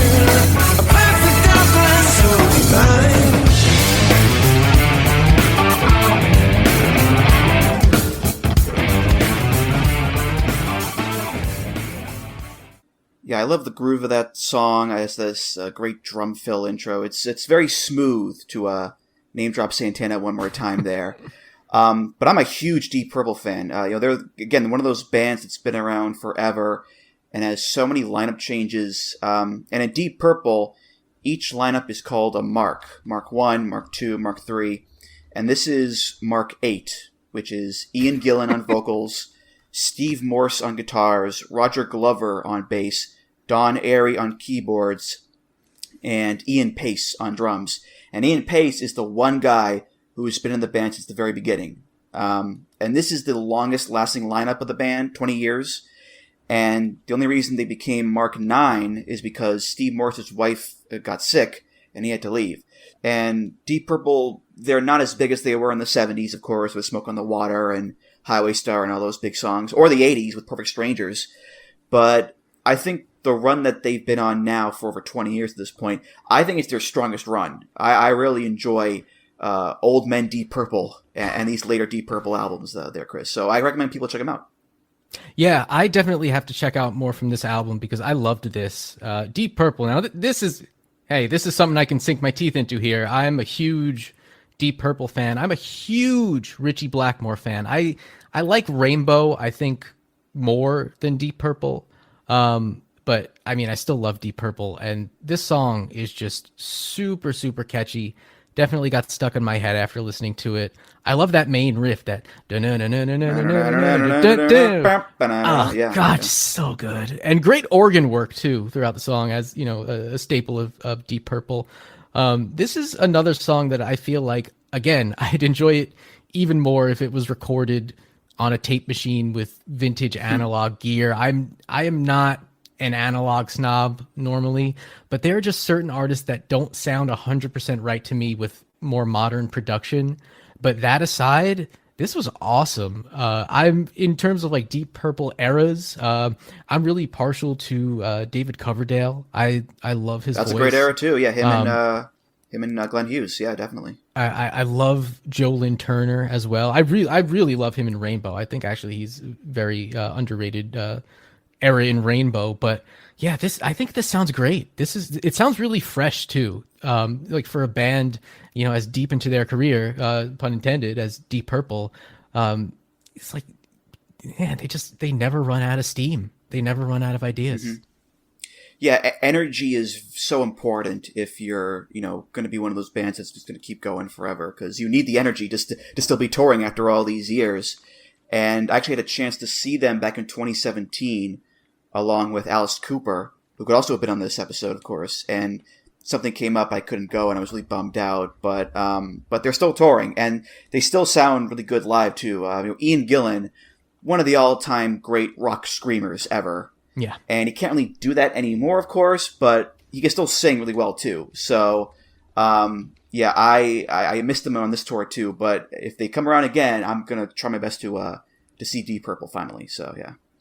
You know, Ian Gillan, to tie it back to another artist that we had on this episode, Ian Gillan also did the Born Again album with Black Sabbath. And I have to say, not one of my favorite Black Sabbath albums, but I like this much better than that. They weren't the best fit. No. Yeah, the whole family tree of Sabbath, Rainbow, Whitesnake, there's a whole family tree going on there for sure. Deep Purple.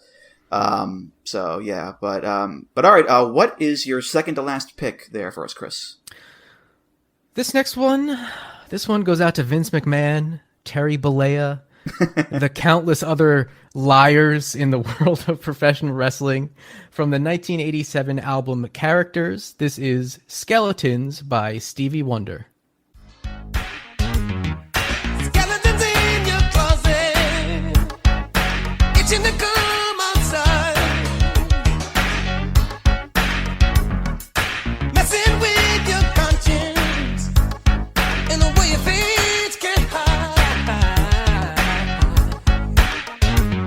Oh, things are getting real funky down at the old corral, and it's not just constant or stinking, it's a stinking lies you tell. What did your mama tell you about mine? She said it wasn't polite to tell a white one.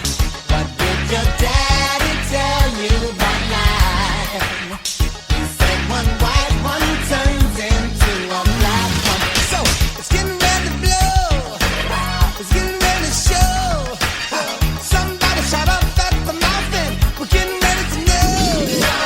It's getting ready to drop. It's getting ready to shock. Somebody turned up the heat and it's getting ready to pop.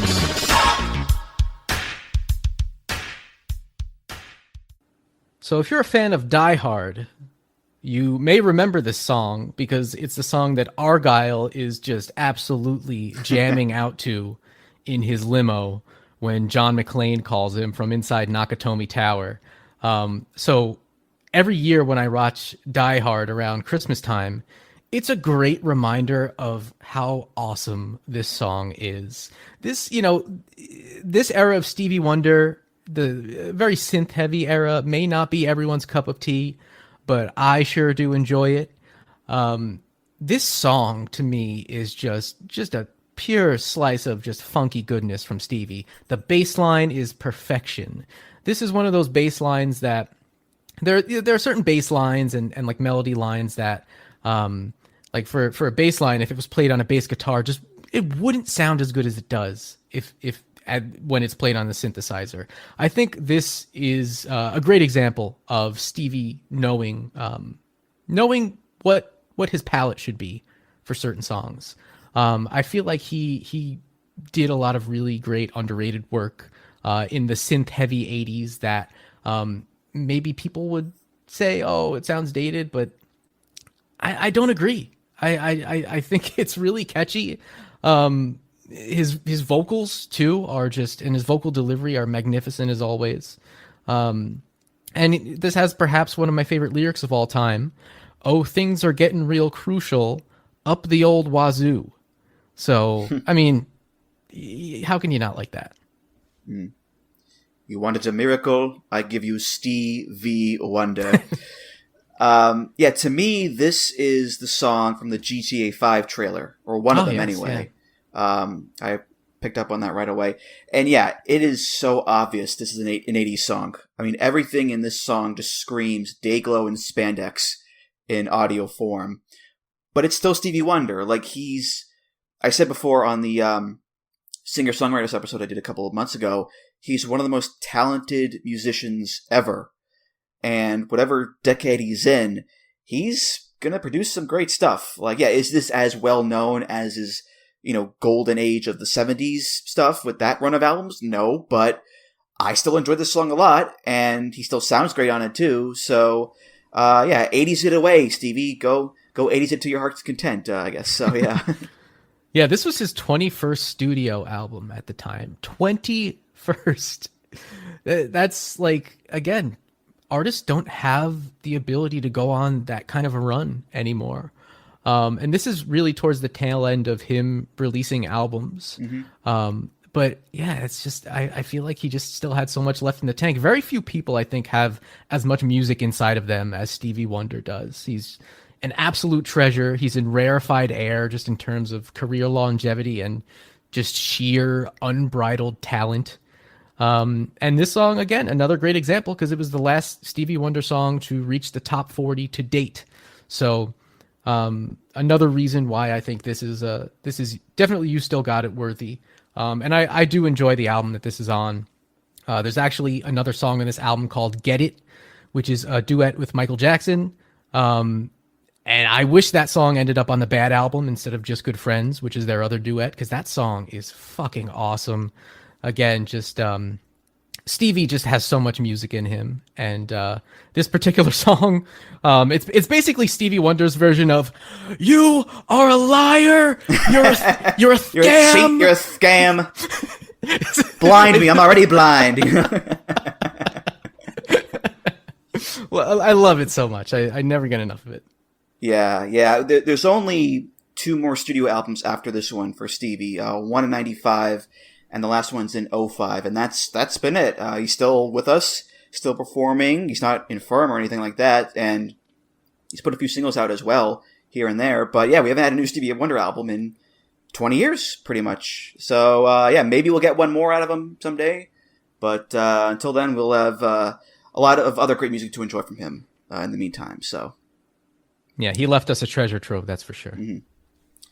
All right, well, my second to last pick here, this is from 2020, and it's an album called Power Up. This is the 17th album by AC/DC, and I went with a song here called Realize.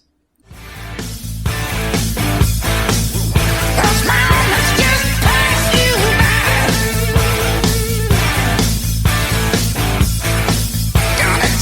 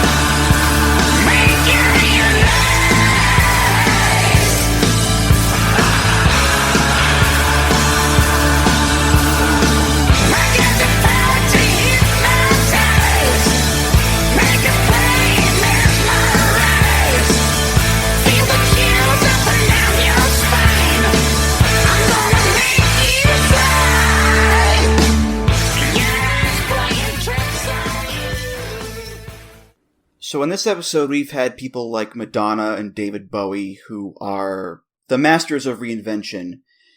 And here's AC/DC, who are the opposite of that. They are not interested in reinventing themselves or trying something new.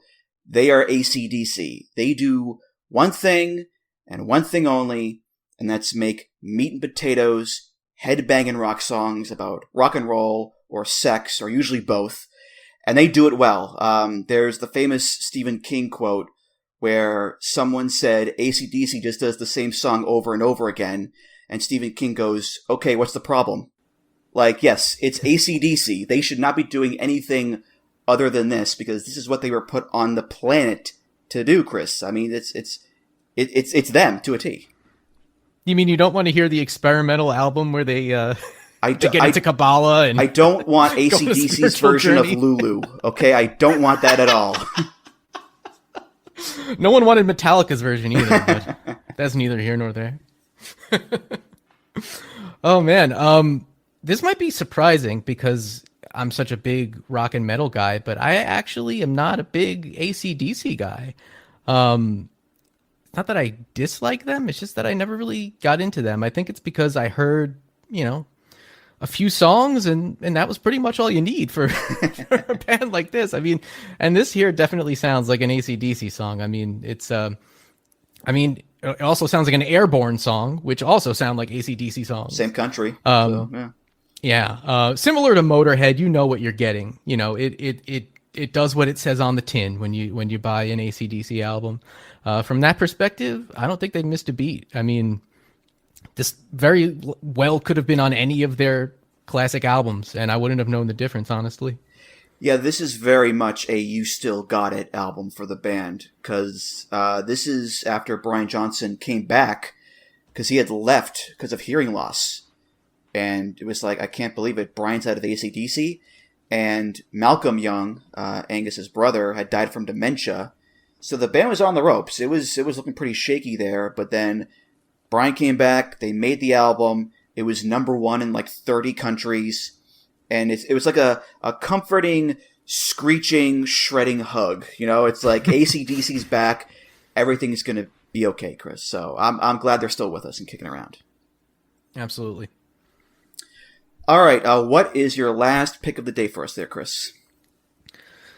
Well, if you ever wanted to hear someone whispering about styrofoam peanuts while doing a loose Jim Morrison impression, boy, do I have a song for you. From the 2011 album Alpocalypse, this is Craigslist by Weird Al Yankovic. Well, we shared a quick glance Saturday at the mall. I never took a chance, never approached you at all. You were a blonde half-Asian with a bad case of gas. I was wearing red Speedos and a hockey mask. Come on, let's find that love connection that we missed.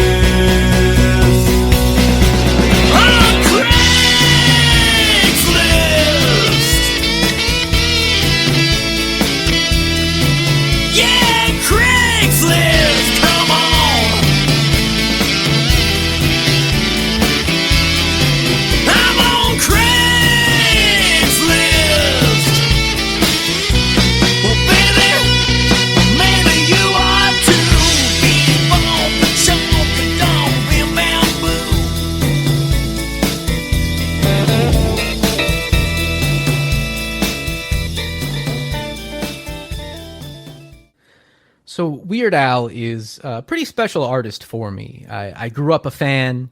My early days of downloading music on the internet on Napster and Kazaa, or allegedly doing that. Allegedly, we don't really know yes, if I did that. Of course. I was downloading Eat It and Fat, but then I was also discovering Dare to Be Stupid and all of his other big hits at the time. And my wife grew up an even bigger fan of Al. So Al is an artist that we bond over quite a bit. And we actually we listen to him every time we're on a road trip because it's one of the few artists that we have in common. So we can just throw his music on, and I've become an even bigger fan as a result of that. Actually, I'm going to be seeing him this summer with my wife, which I'm pretty excited about because I've never seen him before. I think Al is one of the most versatile musical artists ever. I mean, the sheer amount of variety in his catalog is nothing short of impressive. And that includes both his parodies and his originals, which I think are very underrated. But this song in particular isn't a direct parody, but more of a style parody of The Doors. And actually, founding Doors member, keyboardist Ray Manzarek, I don't know if I'm pronouncing that right. I think it's Manzarek, but yeah, Manzarek. It's him. Yeah, he's on it. Yeah, he played keyboards on this song to great effect. Al is just incredibly gifted in his ability to pick apart the musical sensibilities of a particular artist or even a whole genre, and just turn it into something that perfectly evokes the subject, but also stands on its own as his own original song. And for this song in particular, it's obviously about the website Craigslist, which isn't super relevant these days, I don't think, but used to be a pretty prominent part of the internet. And Al just thought it would be funny and, quote, anachronistically weird to hear Jim Morrison screaming about Craigslist.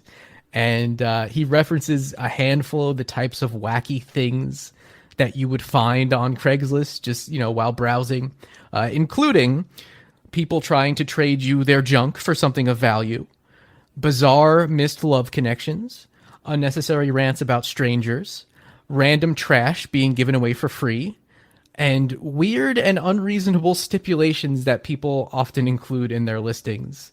So I think, again, just it's just a slam dunk of a style parody. And for a topic like the internet, Al certainly got a lot of mileage out of that because he did this, obviously, but then he also did eBay to the tune of I Want It That Way by the Backstreet Boys. And he did another song called Virus Alert. And my personal favorite one that he did about the internet is It's All About the Pentiums. Unfortunately, Diddy related, but still a banger. So, yeah, I'm just a huge fan of Al.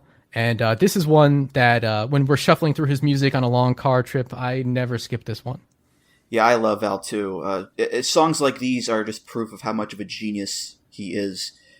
As someone who listened to a lot of the Doors back in the day, this is a dead-on copy of their sound. And a big part of that is having Manzarek there, of course, to do the keyboards. But the guitar tone sounds like the Doors, the drum beat sounds like the Doors, and he sounds, pretty close to Jim Morrison too, including the scream, I think. And yeah, songs like this, it's the reason why he's the king of the song parody. Not just replacing words with other words, it's reconstructing the sound and the style and the vibe of the thing he's parodying. And he's so great at it, for sure, Chris. Absolutely. Even the visuals when he does music videos. This one in particular, pretty low budget. It's like a green screen type of thing, and he's done up to resemble a young Jim Morrison, and he's performing in front of some psychedelic looking backgrounds, and it's really cheesy and low budget, which fits the song to a T. The founder of Craigslist, Craig Newmark, actually he heard this song and he was asked how he felt about it, and he said that thing's pretty funny. So it even gets the stamp of approval from the Craigslist founder himself. And this was Alpocalypse, the album that this was on. This was his 13th studio album, if you include the UHF soundtrack. So for an artist that most people thought would be just like a flash in the pan novelty, pretty impressive run, He only released one more album after this, and he said it's unlikely that he'll ever release another full-length album in the future, but he's going to continue to release singles. And in that spirit, this is actually the first time he really took advantage of the internet for being able to really release music a lot more quickly than he would typically be able to on a traditional album format. Because this actually came out on an EP called Internet Leaks in 2009. So I think that really fits in, with the theme of the song and everything like that, using really starting to take advantage of a more modern distribution model of music. My final note here is that my wife wanted to make sure that I mentioned the styrofoam peanuts. So Okay. here it is. I'm mentioning the styrofoam peanuts. I'm mentioning the styrofoam peanuts. I'm mentioning the styrofoam peanuts. Snap out of it, Chris. Come on now. Come on, man. We're losing him. Yeah, good old Al. Yeah, well, my last pick here, I saved my oldest pick for last because this guy is 91 years old. And he's not only still out there touring, not only still making music. This song is from last year, and it's from his 75th solo album. And who else could it be but Willie Nelson? And this is the title track off of that album. This is called The Border. Where the smugglers do business, that's where I make a stand. I know this old desert like the back of my hand. I see greed in the bushes, I see snakes in the dark. Some are friends of my brothers. Can't you hear them dogs bark? I come home to Maria at the end of the day, in the shape of a shadow, holding demons at bay. It's just the border, they say. It was Mexican soldiers. So again, I'm not like a huge country guy or even a huge Willie Nelson guy, but I heard that song, a little while ago, and I really enjoyed it. And it's about, of course, a border guard and how rough that life can be, and has those Latin tinges to it as well. It's quite haunting and melancholic, and I think Willie's old and weary voice just helps a lot with that. And listen, despite being 91 years old, this man is a workhorse. I think to put out as much music as him is incredible. He's put out 8 albums this decade, including 2 last year. And I don't know how he does it. I guess all that weed has been keeping him going strong after all these years. But yeah, I have nothing but huge respect for Willie Nelson there, Chris. I agree. I really enjoyed this. I completely lack any Willie Nelson knowledge. The only thing I know about him is that The Rock got his prized Willie Nelson guitar smashed up on an episode of Raw in 2003. Other than that, I am not much of a Willie enthusiast, but I really think this song had a great vibe, great guitar work as well, just throughout. It has that, that kind of Southern, like Tex-Mex flair, if you want to call it that, or it's really, really just a nice vibe. Like you said, his vocal delivery really kind of brings the lyrics another layer. The character of his vocals, it sounds very worn and weary at this stage, just given his age, and the lyrical perspective as well. It's I don't know of too many other songs that are written from the perspective of a Southern border guard. So. Yeah, no, I was really surprised by how much I enjoyed this. Mm-hmm. Yeah, he's one of those guys who does a lot of covers albums, does a lot of standards, and regardless, he is the last of a dying breed, I think. Again, he's 91 years old, and so many of his contemporaries are gone. He's the last of the highwaymen left of that supergroup.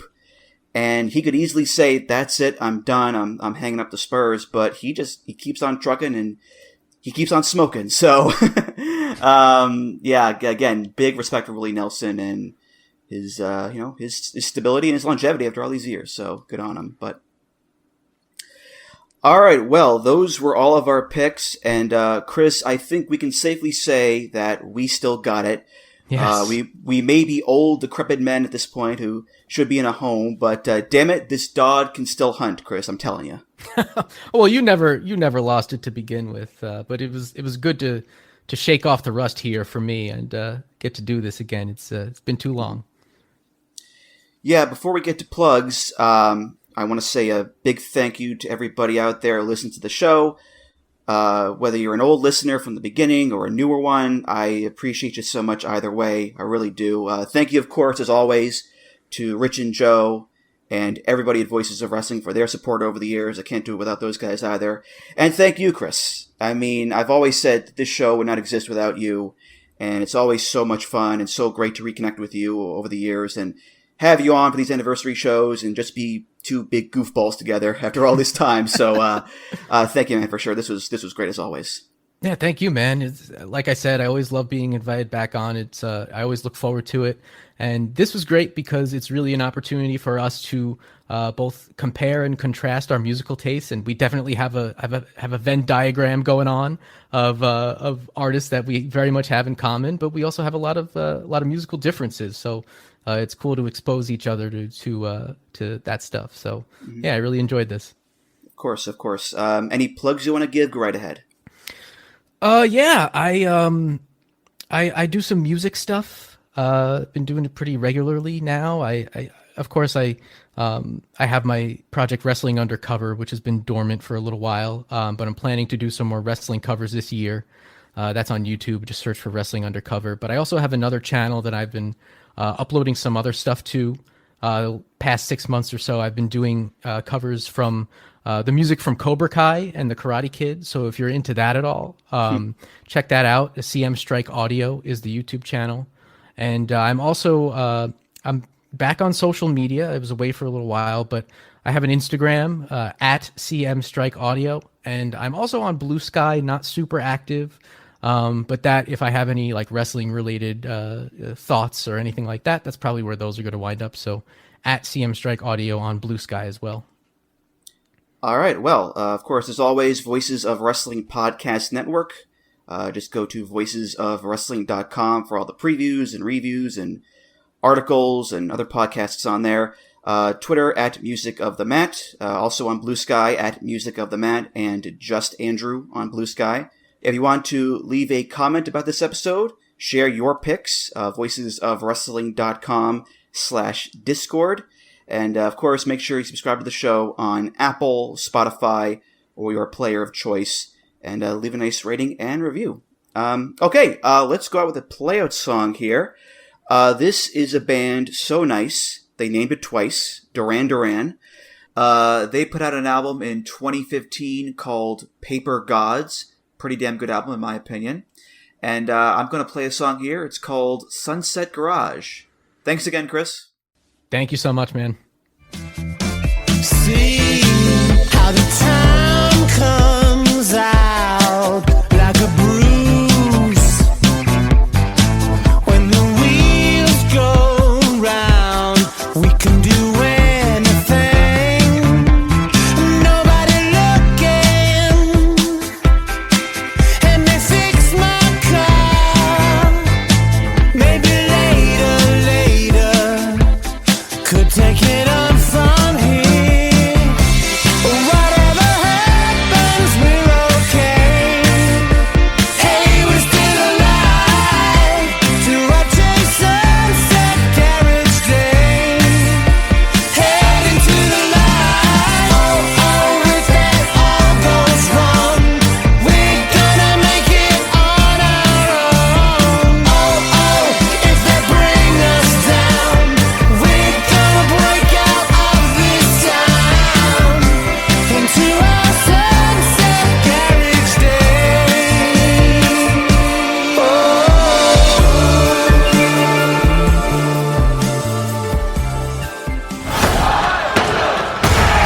Music of the Mat is intended for entertainment and information purposes only. The songs used throughout this show are property of their respective copyright holders.